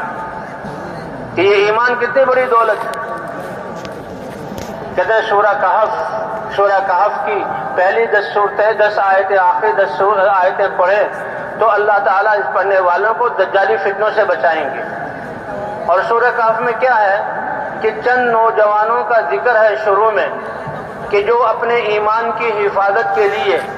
انہوں نے اپنے عہدے اور مرتبے اور شاہی آسائشوں کو جو ہے چھوڑا، اللہ نے ان کے لیے اپنی قدرت کا اظہار کیا۔ وہ کتنے ہیں؟ 6 تھے اصل، اور یہ شاہی خاندان سے وزراؤں کے بیٹے تھے، شاہی محلات میں رہتے تھے، اور تعلیم میں یہ بہت اچھے سمجھدار تھے۔ بادشاہ نے ان کو چنا تھا اور ان کو بڑے بڑے عہدے دینے کی کوشش کی تھی، لیکن یہ جب اب جاتے تھے پڑھنے کے لیے تو راستے میں اہل اللہ اہل علم ان کو ملتے تھے اور وہ اللہ کی وحدانیت کو بتلاتے تھے، تو ان کا علم ان کے دل میں گہرائی کر گیا کہ یہ علماء اہل علم جو ہے ان کی بات صحیح ہے، اور ساری کائنات کو چلانے والی ذات تو ایک اللہ کی ہے۔ اور بادشاہ دھوکے میں ہے جو اپنے آپ کو جو ہے اپنے رعایا کا رب کہتا ہے اور اپنے سامنے جھکاتا ہے اور طاقت کے ذریعے ان کو اپنے سامنے جو ہے ان کو جو قابو کیا ہوا ہے. یہ بچے سمجھ گئے. کہتے ایمان یہ ایسی ایک خوشبو ہے، ایسا یہ عشق کہ یہ چھپتا نہیں ہے. بادشاہ کو احساس ہو گیا کیونکہ سارے عوام، سارے فوجی، سارے انجینئر، سارے ڈاکٹر، سارے تاجر وہ تو بادشاہ کے سامنے جھکتے ہیں کہ ہمارے کرتا دھرتا تو یہ بادشاہ ہے. لیکن ان جوانوں کی پیشانی اور ان کے تیوروں کو دیکھا بادشاہ سمجھ گیا، حتیٰ کہ اس کو پتہ لگ گیا کہ یہ تو مجھے مانتے نہیں. تو بادشاہ نے ان کو بلایا اور پہلے ان کو سمجھانے کی کوشش کی کہ دیکھو میں بادشاہ ہوں اور میری یہ قوت ہے، میری یہ سلطنت ہے، میری یہ حکومت ہے. یہ کمزور سے سہارے جن پر دنیا والے سہارا کرتے ہیں ان سے ڈرانا چاہا، لیکن جس کے دل میں اللہ کی ذات کا یقین آ گیا ساری دنیا کی طاقتیں ان کے سامنے ہیچ ہو جاتی. کہ دیکھو تمہاری یہ سارے جہاں آسائشیں جائیں گی اور سارے مرتبے جائیں گے تو مجھے مان لو. انہوں نے کہا نہیں، ہم تو ایک اللہ پر ایمان لے آئے، وہی سب کچھ کرنے والا ہے. بادشاہ نے پہلے ان کو لالچ بھی دیا اور پھر بادشاہ نے دھمکی دی کہ دیکھو پھر میں تمہیں ایسی سزائیں دوں گا کہ تمہاری نسلیں یاد رکھیں گی. اس پر یہ نوجوان الگ ہوئے اور کہا کہ ہم نوجوان اور بچے ہیں، کہیں بادشاہ ہمیں تکلیفیں دے کر مجبور نہ کر دے، ہماری زبان سے ہمارے رب کے بارے میں گستاخی نہ ہو جائے، اس لیے اپنے ایمان کی حفاظت کے لیے نکل جاؤ. اللہ نے یہ واقعہ قرآن پاک میں ذکر کیا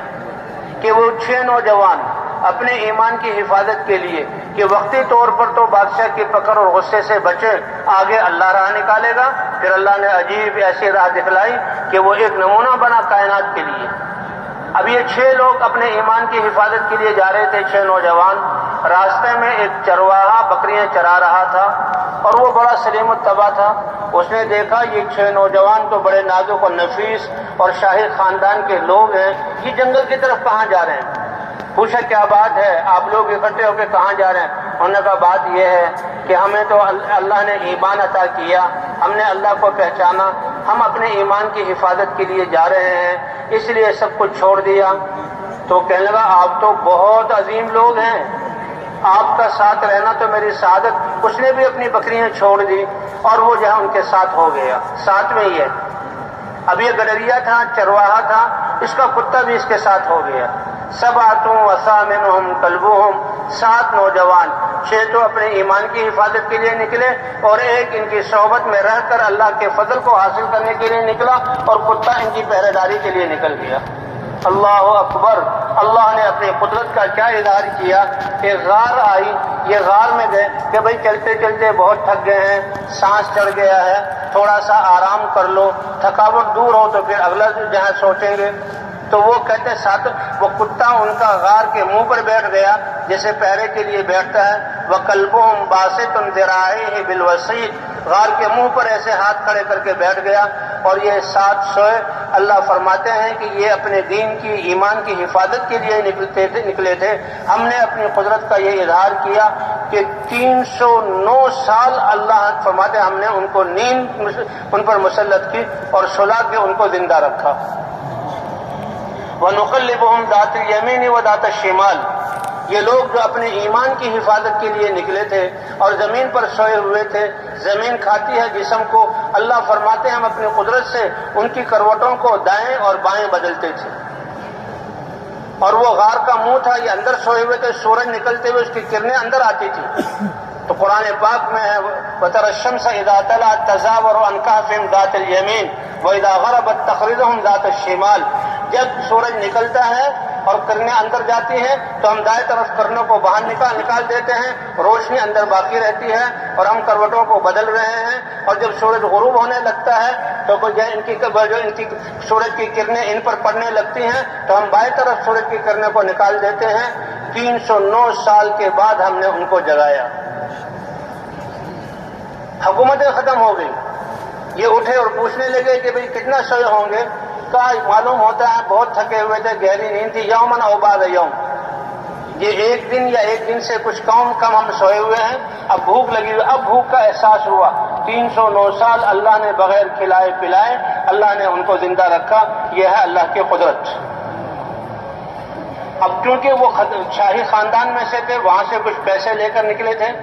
کا ایک کو بھیجا کہ بھئی دیکھو یہ پیسے لے کر جاؤ اور بڑی نرمی سے بات کرنا، کسی سے جھگڑنا نہیں، پاکیزہ جو کھانا ہو لے کر آ جانا۔ اب وہ تو سمجھے ہیں کہ بھئی وہی معاملہ ہے، وہی حکومت ہے، کسی کو پتہ نہ لگے، اللہ نے نظام بدل دیا۔ یہ ہے اللہ کی قدرت۔ جب وہ دکان والے کے پاس گئے تو دکان والا پہلے تو شکل دیکھ کے حیران ہوا، 309 سال پہلے کا لباس، شکل، بال اور صورت وہ کیا ہوگی، اور آج اس زمانے کا نیا زمانہ، نئی ترقی، اس میں کیا بدلا ہوگا۔ لیکن چلو جنگل سے کوئی آیا ہے، کھانا بھی لیا، کھانا لے کر اب جب پیسے دینے لگا تو وہ تو سکے جیسے کہ کسی خزانے کے ہو، اس پر بات بڑھ گئی، بھئی یہ پیسے کہاں سے ہے، تم کہاں سے آئے ہو، اور بات بڑھتے بڑھتے کہ یہ تو ایک خزانہ ہے، اور پھر ایسے آدمی کا جس کی یہ کیفیت ہے جو جنگل کا لگتا ہے، کہاں سے آئے، بادشاہ تک بات پہنچ گئی۔ اور اس زمانے کا بادشاہ ایمان والا تھا اور عوام بگڑی ہوئی تھی، اور وہ دعائیں کرتا تھا۔ کیسے ایمان والے ہمدرد ہوتے، اے اللہ اپنی قدرت کا بھئی اظہار کر دے، میری رعایا ایمان والی بن کر نجات پالے۔ تو اللہ نے اپنی قدرت کا اظہار کیا کہ اس بادشاہ کے زمانے میں جو انصاف والا، اللہ کے اطاعت والا تھا، ان کو 309 سال سلا کر اس زمانے میں ان کو جگا کر اپنی قدرت کا اظہار کیا۔ اللہ پہلے بھی جگا سکتے تھے، یہ اللہ اپنے بندوں کی کیسے قدردانی کرتے ہیں۔ بادشاہ، اب اس کو بادشاہ کے پاس لے جایا گیا، بادشاہ بھی حیران ہوا، اور پھر اس میں بتایا ہم تو 7 نوجوان تھے، 6 تھے، 7 میں مل گئے، ہم نکلے تھے۔ تو پھر بادشاہ کو یاد آیا کہ بادشاہوں نے ایک دوسرے کو وصیت کی تھی کہ 7 نوجوان شاہی مجرم وہ نکلے تھے، ان کے نام یہ تختی پر لکھے ہوئے تھے، اور وہ تختی رکھی ہوئی تھی کہ جب بھی ملے تو ان کو سزا دی جائے۔ تو بادشاہ کو یہ بات معلوم تھی، اس نے وہ تختی منگائی، تو جو وہ 6 نام اس نے بتائے تھے وہی نام تھے۔ بادشاہ نے اللہ کا شکریہ ادا کیا کہ اللہ نے اپنی قدرت کو ظاہر کیا ہے، اور اپنی عوام کو لے کر گیا اور پھر وہاں مسجد بنوائی۔ تو یہ ہے، اور پھر یہ علماء فرماتے ہیں کہ دیکھیں یہ کتا چرواہوں تو صرف ان کی صحبت میں رہا، اللہ نے اس کے لیے بھی اپنی قدرت کا اظہار کیا، اور یہ جو کتا ایک جانور تھا اس کا ذکر بھی اللہ نے قرآن پاک میں کیا۔ وَقَلْبُهُمْ بَاسِطٌ ذِرَاعِهِ بِالْوَسِيدِ، ایک دفعہ یہ ذکر کیا، اور جو ہے ثلاثۃ رابعہم کلبہم وخمسۃ سادسہم کلبہم سبعۃ وثامنہم، 3 دفعہ وہاں پر اللہ نے تذکرہ کیا، اس کتے کا بھی ذکر کیا جو ایمان والوں کی صحبت میں چلا۔ تو علماء فرماتے ہیں کہ جو اپنے ایمان کی حفاظت کے لیے جو 6 نوجوان یا 7 نوجوان چلے تھے، اللہ نے ان کے لیے اب ان کو 309 سال سلایا، اور بغیر کھلائے پلائے ان کو جہاں زندہ رکھا، اور ان کی اس جو قدرت ظاہر کی پوری قوم کی ہدایت کا ذریعہ بنایا۔ اللہ نے تو ہمیں ایسی امت میں پیدا کیا کہ جن کی ذمہ داری ہے کہ قیامت تک آنے والے انسانوں کے دلوں میں ایمان اور یقین کیسے آ جائے، اور ان کی زندگی کیسے پاکیزہ بن جائے، ان کو اللہ کتنا اجر عطا فرمائیں گے، اور ان کے لیے اللہ ان کی اپنی قدرت کو کیسا اظہار فرمائیں گے۔ جیسے کہ ہر مجلس میں کہا جا رہا ہے کہ ہم حضرت محمد صلی اللہ علیہ وسلم کی امت میں ہیں، آپ سید الانبیاء ہیں، آپ کی امت بھی خیر الامم ہے۔ حضور صلی اللہ علیہ وسلم کے ختم نبوت کے صدقے اللہ تعالیٰ نے اس ایمان کی محنت کو اس امت کا فریضہ قرار دیا۔ کنتم خیر امت اخرجت للناس تأمرون بالمعروف وتنہون عن المنکر وتؤمنون باللہ، بہترین امت اس کو قرار دیا گیا۔ اس لیے حضور صلی اللہ علیہ وسلم نے پہلے دن سے امت کو اس محنت میں اپنے ساتھ لیا۔ ایمان کا حکم آیا، ایمان کی آپ دعوت دے رہے ہیں، اور جو ایمان قبول کرتا ہے وہ فوراً اس کی دعوت کو شروع کرتا ہے۔ اس لیے حضور صلی اللہ علیہ وسلم کے ساتھ جو ایمان صحابہ کی سیرت بیان ہے، ہر ایک دعوت کو لے کر کھڑا، مرد بھی عورت بھی۔ حضور صلی اللہ علیہ وسلم نے حضرت خدیجہ رضی اللہ تعالیٰ عنہ کو سب سے پہلے گھر والوں میں دعوت دی، اے خدیجہ لات اور عزیٰ سے برات ظاہر کرو، اور اشہد ان لا الہ الا اللہ اشہد ان محمد رسول اللہ اس کی گواہی دو۔ حضرت خدیجہ رضی اللہ تعالیٰ عنہ نے عرض کیا، اے اللہ کے رسول، آپ اپنے اتنے بڑے کام کی ابتدا میری ذات سے کر رہے ہیں، تو اس لیے میں اس سعادت کو حاصل کرتی ہوں اور فوراً لا الہ الا اللہ کی گواہی دیتی ہوں۔ انت اول من یدعو وانا اول من یستجیب،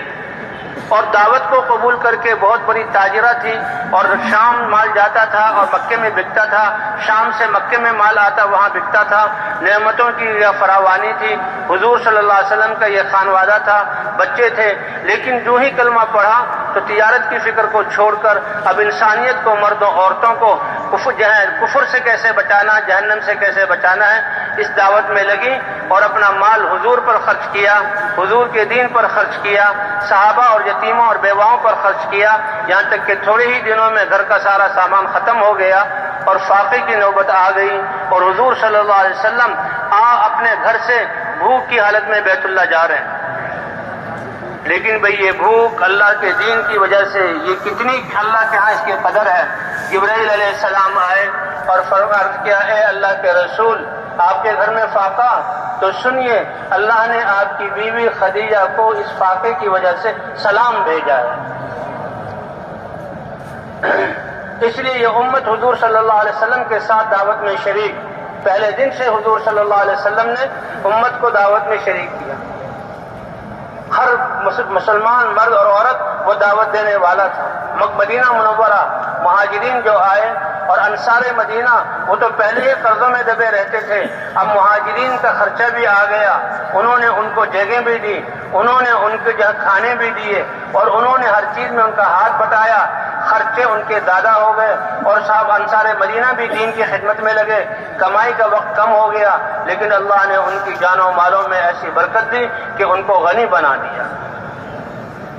اور 10 سال کی مدینہ منورہ کی زندگی میں حضور نے صحابہ کو اپنے گھروں کو مرتب کرنے اور گھروں کو بنانے کے لیے نہیں چھوڑا، بلکہ 100 سفر صحابہ سے کروائے ہیں۔ اس زمانے کے سفر کہ صحابہ کرام اس دین کی محنت کو لے کر نکلتے تھے۔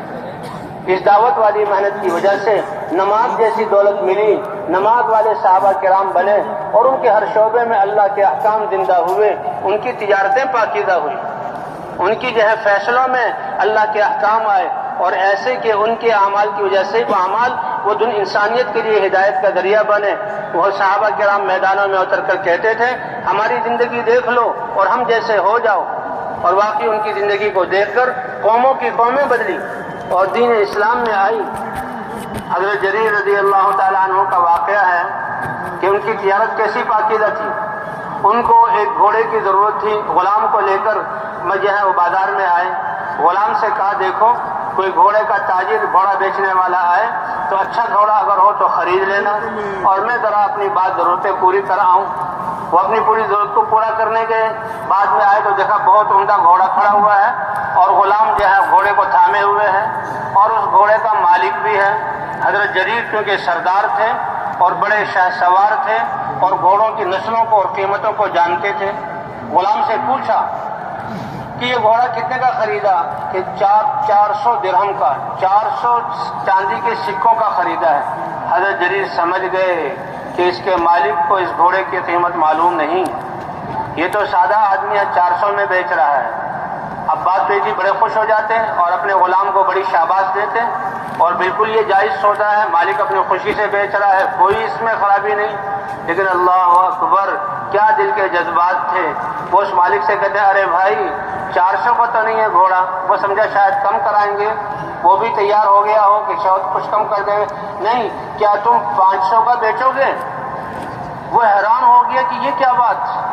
کہ خریدنے والا 100 درہم اور زیادہ، وہ کہنے کا جی ہم تو 400 پہ تیار تھا، 500 میں لے لیجئے۔ کہ نہیں بھائی نہیں، 500 میں نہیں، میں اس کو 600 میں لوں گا۔ وہ 600 پر تیار ہوا، ابے بھائی 600 پہ بھی تیار ہو گئے، میں تمہیں 700 دوں گا۔ 700 پہ تیار ہو گیا تو 800 پر اس کو راضی کیا اور 800 درہم اس کو دیے اور فرمایا کہ ہم نے اسلام پر حضور سے بیعت کی تھی اور ہم نے انسانوں کی ہمدردی خیرخواہی پر بیعت کی تھی۔ اس بیچنے یہ دیہات کا آدمی ہے، اس کی خیرخواہی یہ ہے کہ اس کا گھوڑا 800 درہم کا ہے تو میں اس کو 800 درہم عطا کروں۔ ایسی پاکیزہ تجارت ان کی بنی،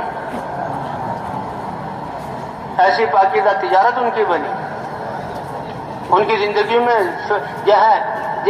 اللہ کا دین زندہ ہوا۔ حضرت علی رضی اللہ تعالیٰ کے بارے میں آتا ہے کہ حضرت علی رضی اللہ تعالیٰ بازار سے گزر رہے تھے، ایک یہودی کے پاس ایک زرہ دیکھی، فوراً یاد آ گیا یہ تو میری وہ زرہ ہے جو بہت پہلے گم گئی تھی، تو یہ یہودی کے پاس ہے، اور واقعی اس یہودی نے چوری کی تھی۔ حضور صلی اللہ علیہ وسلم مجھے حضرت علی رضی اللہ تعالیٰ سامنے آ گئے کہ بھائی یہ زرہ تو میری زرہ ہے، اور وہ امیر المومنین ہے حضرت علی، یہ ان کی امارت کا زمانہ ہے، یہ نہیں کہ میں سچا ہوں، میری زرہ ہے، مجھے پتہ ہے اور حق ہے میں لے لوں۔ اس نے کہا نہیں جناب یہ زرہ میری ہے، میں قبضے والا ہوں۔ تو اب کیا ہے کہ امیر المومنین ہے اور سامنے ایک یہودی ہے، تو قاضی کے پاس فیصلہ لے جایا جائے۔ قاضی شریح جو حضرت علی رضی اللہ تعالیٰ عنہ کے مقرر کردہ قاضی تھے، وہ قاضی تھے، ان کے سامنے فیصلہ لے جایا گیا۔ تو حضرت قاضی شریح نے کہا امیر المومنین آپ مدعی ہیں، اس زرہ کا دعویٰ کر رہے ہیں یہ آپ کی ہے، اور آپ کا خصم اور مقابل یہودی ہے جس کے قبضے میں ہے۔ اللہ کے رسول صلی اللہ علیہ وسلم نے ارشاد فرمایا، جی ہاں، البینۃ علی المدعی والیمین علی من انکر، اگر آپ مدعی ہیں تو آپ 2 گواہ لے آئیں کہ یہ زرہ آپ کی ہے، کیونکہ حدیث میں یہ ہے۔ اب اس میں یہ نہیں کہ آپ تو سچے ہیں، آپ امیر المومنین ہیں، آپ جانتے نہیں اللہ کا حکم کیا ہے، سب کچھ قربان کر دو، تو آپ 2 گواہ لائیے۔ حضرت علی رضی اللہ تعالیٰ نے کیا، اے شریح انہی کا بنائے ہوئے قاضی، میرے 2 گواہ ہیں میرے پاس، ایک گواہ جو ہے وہ میرا آزاد کردہ غلام قمبر ہے، اور دوسرا جو ہے میرا گواہ جو ہے میرے بیٹے حسن یا حسین، ان دونوں میں سے کوئی ایک ہے۔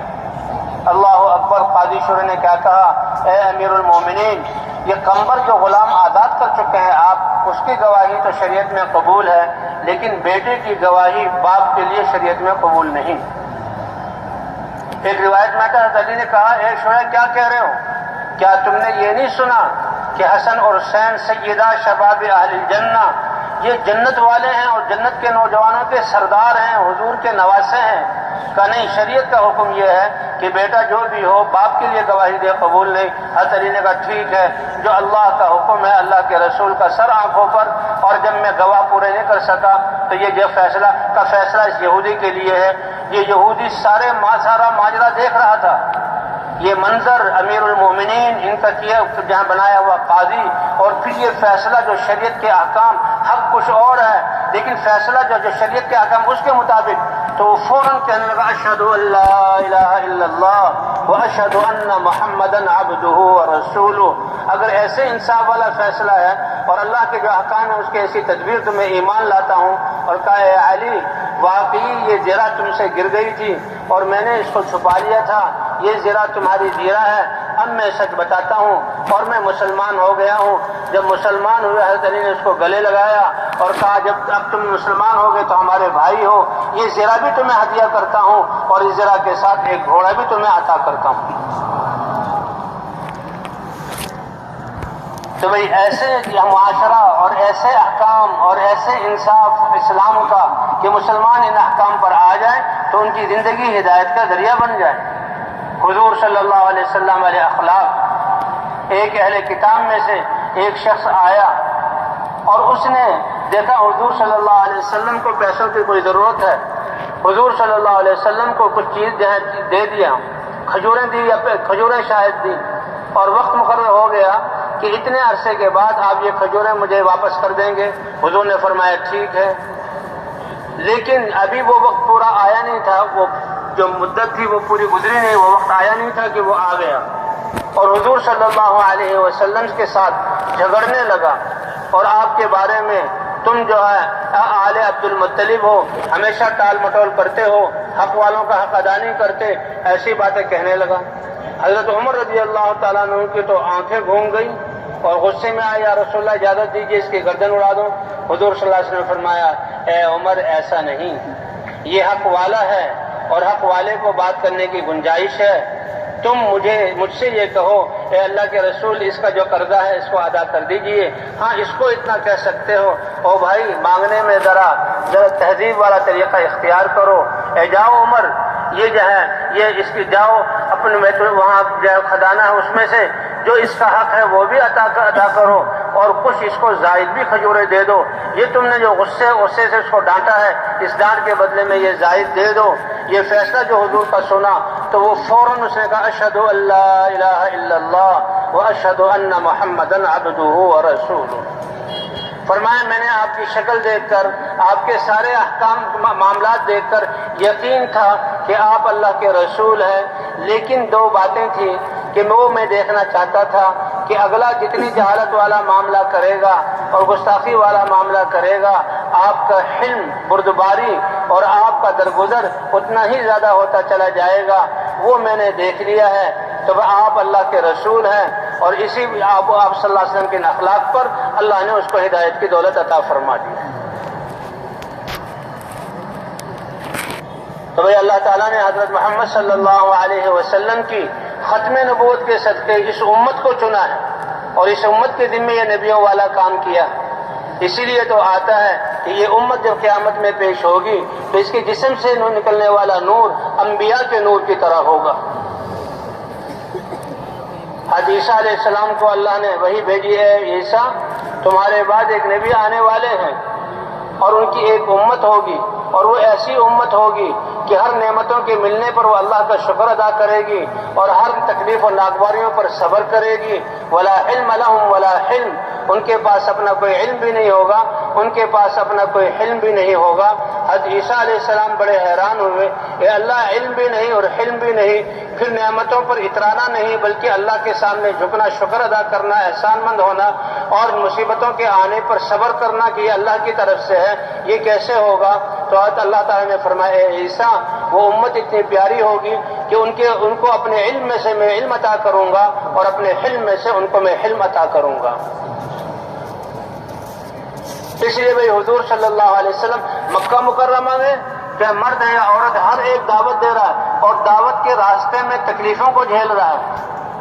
حضرت بلال کو کیسے جن تکلیفیں دی گئیں، حضرت خباب کو کیسے تکلیفیں دی گئیں، حضرت زنیرہ کو کیسے پیٹا گیا، سمیہ نے شہادت حاصل کی اور مدینہ منورہ میں آ کر انصار اور مہاجرین سب کے سب اللہ کے راستے میں نکل رہے ہیں اور اللہ تعالیٰ نے حضور صلی اللہ علیہ وسلم نے 100 سفر اس دین کے پیغام کو پہنچانے کے کروائے، اور حضور صحابہ کے لیے سب سے بڑی قربانی مدینے جیسے شہر کو چھوڑنا، مسجد نبوی کی نمازوں کو چھوڑنا، آپ صلی اللہ علیہ وسلم کے دیدار کو چھوڑنا، اس کو قربان کرنا اور حضور پر جو علم اتر رہا ہے اس کو قربان کرنا تاکہ انسانیت کو جہنم سے نجات مل جائے۔ یہ اتنا بڑا امر ہے اللہ کے ہاں کہ صحابہ کرام نے ان ساری چیزوں کو چھوڑا تاکہ انسانیت جو ہے جہنم سے بچ جائے۔ اور اللہ نے قرآن پاک میں اتارا رجال صدقوا ما عاهدوا الله عليه فمنهم من قضى نحبه ومنهم من ينتظر۔ صحابہ کو کامل مرد اللہ گواہی دے رہے ہیں، اللہ یہ اعزاز دے رہے ہیں، اللہ یہ انعام ان کو عطا فرما رہے ہیں اور اللہ بتا رہے ہیں کہ دیکھو جو انہوں نے اللہ سے وعدہ کیا تھا، اے اللہ ہم تیرے بندے ہیں، ہماری جان اور مال اور صلاحیتیں تیری رضا اور تیرے دین کو زندہ کرنے کے لیے لگیں گی۔ اللہ کہہ رہے ہیں انہوں نے اپنے اس وعدے کو پورا کر دکھایا اور حتیٰ کہ اپنی جانوں کو اللہ میرے راستے میں قربان کر دیا، اور جو باقی ہیں وہ بھی اسی انتظار میں ہیں کہ اے اللہ ہماری جانیں کب تیرے راستے میں جہاں قبول ہوں گی۔ فَمِنْهُمْ مَنْ قَضَى نَحْبَهُ وَمِنْهُمْ مَنْ يَنْتَظِرُ۔ تو مدینے جیسے حضور جیسی ہستی کو اور جو حضور پر علم اتر رہا ہے حضور سے براہ راست لے کر اور امت تک پہنچانا، اس چیز کو چھوڑا امت کی ہدایت کے لیے۔ اسی لیے اللہ تعالیٰ نے پھر ان کے لیے اپنی رضا کا کہ اللہ ان سے راضی ہو گیا اور جو بھی ان کے راستے پر چلے گا اللہ ان کو بھی اپنی رضا عطا فرما دیں گے۔ بھائی یہاں مجلس میں جمع ہونے کا مقصد اور ان سارے بیانات کا مقصد کہ مسلمان اپنی حیثیت کو پہچانے، اپنی ذمہ داری کو پہچانے، اللہ کے انعامات اور وعدوں کو پہچانے۔ اللہ نے ہمیں ایمان عطا کیا، حضرت محمد صلی اللہ علیہ وسلم جیسے نبی عطا کیے اور دین اسلام جیسا دین عطا کر کے اس دین کو ساری انسانیت تک پہنچانے کی ذمہ داری عطا کی۔ آپ صلی اللہ علیہ وسلم نے فرمایا انا حظکم من النبیین، قیامت میں جو نسبت چلے گی ملکوں کی، زبانوں کی، علاقوں کی، بادشاہتوں کی، قبائل کی نہیں، قیامت میں ساری نسبتیں ختم۔ قیامت میں نسبت کون اللہ کا بندہ ہے اور کون کس امت میں ہے، فرمایا سارے انبیاء کی امتیں ان کے ساتھ ہوں گی، اور اے میرے امتی تم کتنے خوش قسمت ہو، تمہاری نسبت حضرت محمد صلی اللہ علیہ وسلم کے ساتھ ہوگی۔ انا حظکم من النبیین، میں نصیبہ ہوں تمہارا، کیونکہ حضور صلی اللہ علیہ وسلم سید الانبیاء، اللہ کے حبیب حضرت محمد صلی اللہ علیہ وسلم سرور کائنات، کہاں ہے ان کی امت؟ اور پھر حضور صلی اللہ علیہ وسلم نے فرمایا میرے لیے بھی بڑی نصیبی کی بات ہے، انتم حظی من الامم، کہ امتیں پہلے نبیوں کو بھی اللہ نے دی، لیکن جو سب سے بہترین امت تھی اللہ کے ہاں، اللہ نے وہ امت مجھے عطا کی، اور ان کا سب سے بہتر ہونے کی وجہ کہ نبیوں والا کام اس امت کو ملا۔ اللہ کے رسول بھی فخر فرما رہے ہیں اور اللہ بھی کہہ رہے ہیں کنتم خیر امت اخرجت للناس، تم بہترین امت ہو، سارے انسانوں کی نفع رسانی کے لیے نکالے گئے ہو۔ جسے شروع میں عرض کیا گیا کہ انسان کی کامیابی کے اسباب اللہ نے سب کو برابر دیے کہ دل میں ایمان کیسے پختہ ہو جائے اور جسم سے متعلق جو احکام ہیں وہ احکام انسان پورا کرنے والا بن جائے۔ یہ ایسا سرمایہ ہے جو ہر وقت انسان کے ساتھ ہے، اور انسان اعمال کی ایسی مشین ہے کہ ہر وقت اس سے اعمال صادر ہوتے ہیں۔ دعاؤں کی قوت اور نمازوں کی قوت سے آسمانوں سے ان کے لیے فرشتے اتریں گے اور ان کی دعاؤں پر بادل آ کر بارشیں برسائیں گے، ان کی دعاؤں پر اللہ فرشتوں کو اتاریں گے اور ان کی دعاؤں پر اللہ اپنی قدرت سے ان کے کاموں کو بنائیں گے۔ اللہ تعالیٰ نے ہمیں، اور یہ پھر ایسا سرمایہ ہے ہر وقت انسان کے ساتھ ہے، اور پھر یہ ایسی مشین ہے ہر وقت ایک وقت میں کتنے اعمال یہ کر سکتا ہے۔ نہ کوئی چور اس پہ چوری کر سکتا ہے، نہ کوئی ڈاکو اس پہ ڈاکہ ڈال سکتا ہے، نہ کوئی امیگریشن والے اس کو روک سکتے ہیں، حتیٰ کہ قبر میں بھی یہ اعمال ساتھ جائیں گے اور میدان حشر میں بھی یہ اعمال ساتھ ہوں گے، اور اس کے اعمال کے نور کی وجہ سے قیامت والے پہچانیں گے کہ یہ جو ہے یہ ذکر والے لوگ ہیں اور یہ جو ہے نمازوں والے لوگ ہیں، اور اس امت کا نور نبیوں کے نور کی طرح ہوگا کہ یہ حضرت محمد صلی اللہ علیہ وسلم کی امت ہے اور یہ تو انسانیت کو دعوت دینے والے یہ لوگ ہیں۔ یہ حضور نے فرمایا کہ خیر امت جو اللہ نے بنائی وہ مجھے عطا فرمائی، یہ میرا نصیبہ ہے۔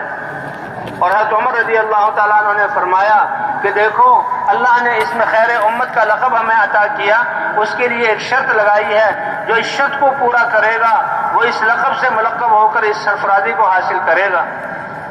کہ تم سب بہترین امت اور ساری انسانیت کے لیے نکالے گئے، تم نیکی کا حکم کرتے ہو، برائیوں سے روکتے ہو۔ تو اس لیے حضور صلی اللہ علیہ وسلم نے بھی کہ اللہ کے راستے میں نکلنے کے فضائل، ایک دفعہ صحابہ رات کے وقت جو ہے جو حضور صلی اللہ علیہ وسلم نے تشکیل کی تو صحابہ پوچھنے لگے یا رسول اللہ، اس زمانے کے اندھیرے، اس زمانے کے راستے نشو فراز والے، اس زمانے کے راستوں کے خطرات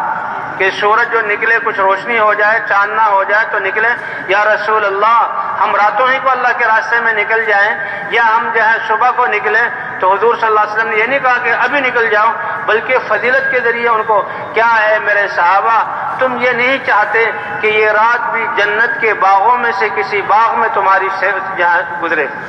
صحابہ کرام سمجھ گئے کہ حضور صلی اللہ علیہ وسلم راتوں کو نکلنا پسند کرتے ہیں، تو وہ رات کو ہی نکل گئے، کیونکہ رات کا پہلے نکل جانا رات کا یہ کتنا بڑا اجر دلائے گا۔ اس کے لیے حضرت عبداللہ بن رواحہ رضی اللہ تعالیٰ عنہ کا قصہ ہے کہ حضور صلی اللہ علیہ وسلم نے ایک لشکر، اور پہلی دفعہ یہ روم کے مقابلے میں 3000 کا لشکر کا اس کے امیر زید بن حارثہ ہوں گے، اگر وہ شہید ہو جائیں تو پھر جعفر ابن ابی طالب ہوں گے، اگر وہ شہید ہو جائیں تو عبداللہ بن رواحہ امیر ہوں گے، اگر وہ شہید ہو جائیں تو مسلمان کسی کو امیر بنا لیں۔ اب جب صبح جائیں، وہ جمعے کا دن تھا اور حضور جماعت کو ہدایت دے کر روانہ کر رہے تھے، صبح کو روانہ کر رہے تھے، ایک اسرائیلی نے عبداللہ بن رواحہ سے کہا تم تو شہید ہو جاؤ گے، تو یہ خوش ہے۔ زید بن حارثہ بھی جا رہے ہیں کہ اللہ کے رسول نے کہا جان اللہ میری جان قبول فرما لیں گے۔ جعفر ابن ابی طالب بھی جا رہے ہیں، اور عبداللہ بن رواحہ کو اس اسرائیلی نے کہا تم تو اللہ کے راستے میں شہید ہو جاؤ گے، واپس نہیں آؤ گے۔ اب ان کے دل میں یہ خیال آیا کہ شہید تو ہونا ہے، سفر ہے مہینے کا، اور چند گھنٹوں کے بعد جمعے کی نماز، مسجد نبوی، حضور کا خطبہ، حضور کے پیچھے نماز، دعا، تو وہ رک گئے۔ حضور نے جمعہ پڑھایا